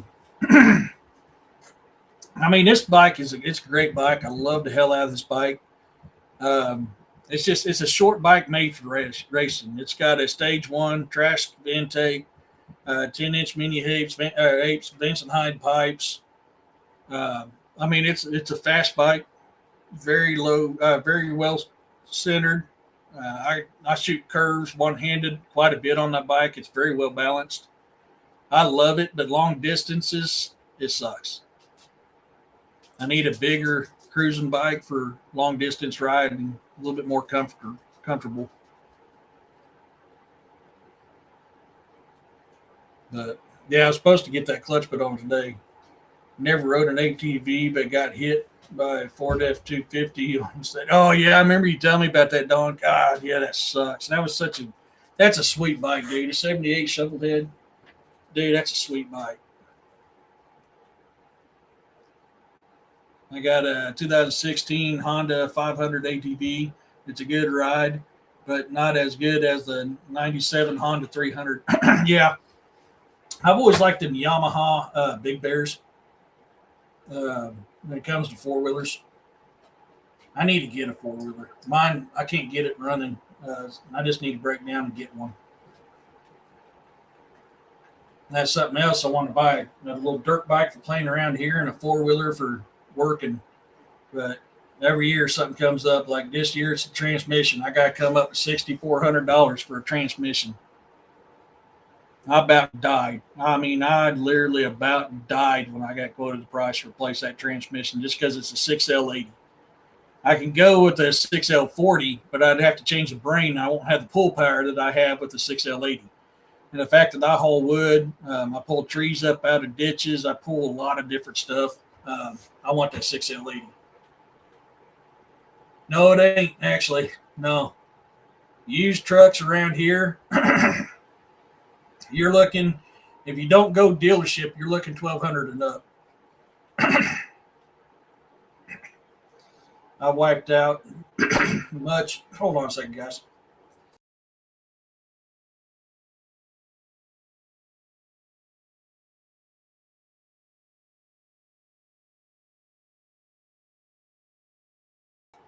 Dang, I couldn't get rid of that.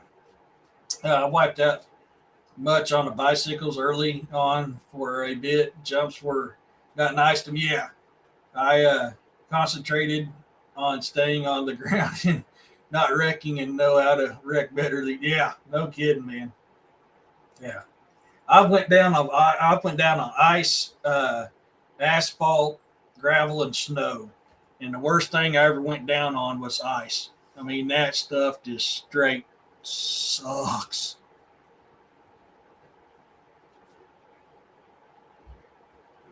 That was one of. I mean, yeah, I've been scraped up, cut up, going down on ice, bruised, and I can't. What sucks, I couldn't get back up. It was just the ice was too thick. I finally was able to get the bike off of me. It did help me a few. Yeah, yeah. Everybody says I need to get a side by side. I guess I'm too stubborn. I like four wheelers still. Yeah. Yep. It sucked, man. So I mean, I don't know how many times I've come in from riding. I'm literally shaking ice off my leathers. I've rode through tornadoes. That's interesting. Really weird when you got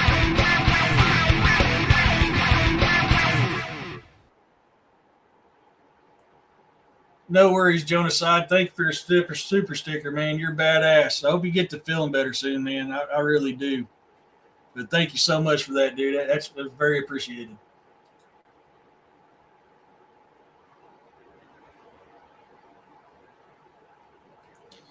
Never went down on a road bike? Yeah, I did, dude. Yeah.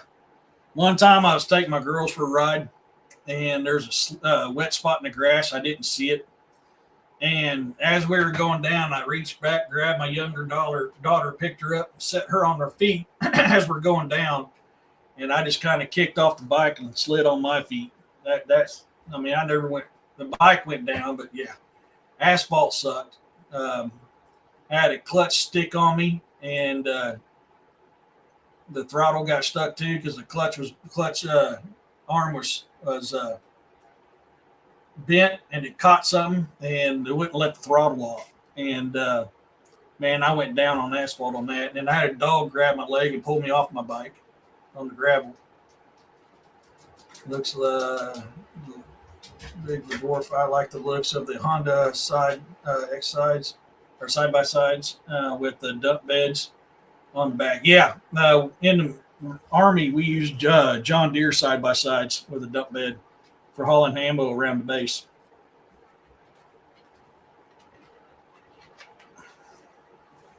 It's really interesting when you got incoming and you're on a John Deere side by side. You just all you can do is laugh and hit the desert and try to go, man.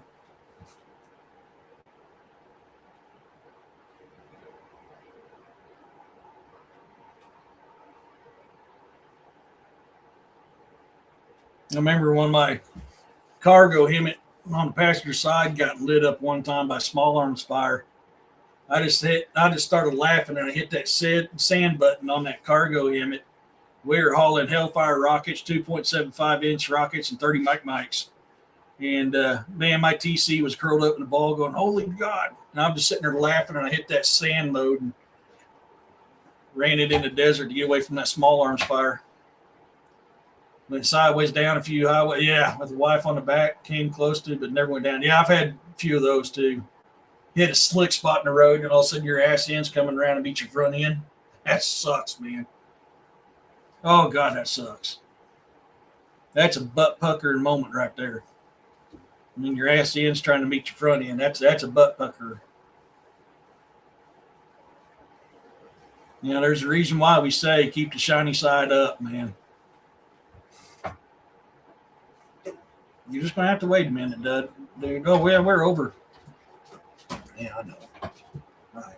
Give me a minute. Let me get done with the show. I just realized what time it was, and I'll let you out, buddy. Okay? You going to say hi to everybody? Look, say hi to everybody. Yeah. Well, I just realized we're over the 2-hour mark, so luckily DA don't have a show today. Tomorrow, I hope you guys can join me. I'll be on William's show in the morning, and then we got the Q&A panel with us. Corey's going to be there. Jeff's going to be there. Mary Ann, Jesus Payon Jr., St. Loco. We're going to be all 6 of us on that panel. All 6 of us have a different experience in different fields when it comes to paranormal, supernatural, and cryptid. So this is going to be a more diverse Q&A panel than the last one I had. So I think you guys are really going to like it. So make sure you have your questions ready to kind of hear our opinions and our experiences with everything dealing with cryptid, paranormal, and supernatural. The show is up. It is posted. You can get on there and take a look at it. And I hope you guys enjoy it. If you guys haven't realized it already, my latest book, Reign of the Draugr, Dawn of Armageddon, is out and available on Kindle, paperback, and hardback. If you're a racing person, what kind of racing would you do or want to do? NASCAR, drag, rally, or Formula? To be honest with you, it'd be all of it. I want to try every bit of it at least once. I've done a lot of my fair share of street racing, motorcycle racing on the streets, car racing on the streets. But doing it professionally, I'd have to have every bit of it to try. So with that being said, thank you so much for hanging in, listening to Hillbilly Talk. To my noob subscribers, all the way down to my OGs, thank you guys so much. You come in, listen to this old Hillbilly Talk. You're very, very welcome, Aaron. I really appreciate you guys. You guys is what makes this show possible. Thank you for your encounters, Aaron, sharing your stuff, and anybody else who shared. I love hearing this type of stuff. I love trying to help people figure out what's going on when they have these experiences. That's why I do this show on Saturdays. Tomorrow's my more formal show where we're pretty much stuck on that one topic. Give a shout out to my mods, Jeff, Corey, William, Roxanne. Without them, they really helped this show to go. So I appreciate everything they do. I'm truly blessed that they agreed to be my mods. So thank you guys so much for all you do. Used to go help a guy that had a rail. Oh, wow. So until next time, folks, peace, love, and blessings to every single one of you guys. And I'll see you later. Bye.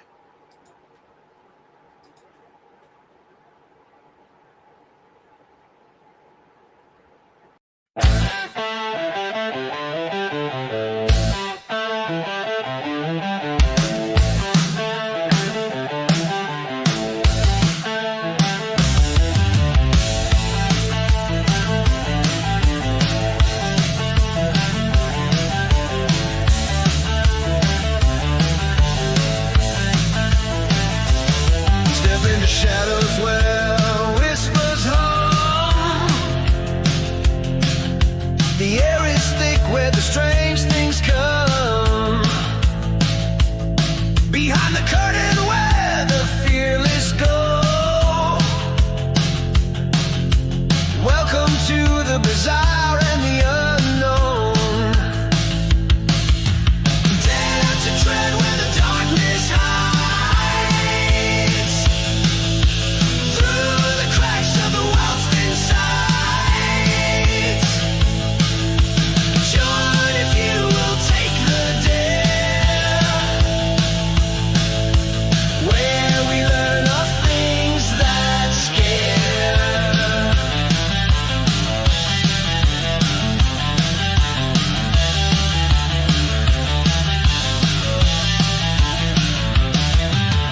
Masks and riddles play their game. Nothing here will stay the same. The air is heavy, the lights are low. Where secrets linger and shadows grow. The walls may shift, the ground may quake. It's a risk you take when the unknown wakes. Your pulse will race, your breath will freeze in this realm of uncanny mysteries. Dare to tread where the darkness hides. Through the cracks of the world's thin sides. Join if you will take the dare.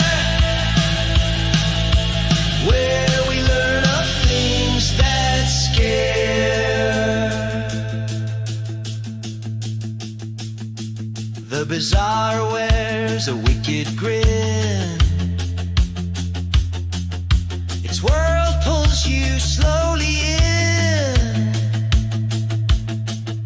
But once you're here, you'll never roam.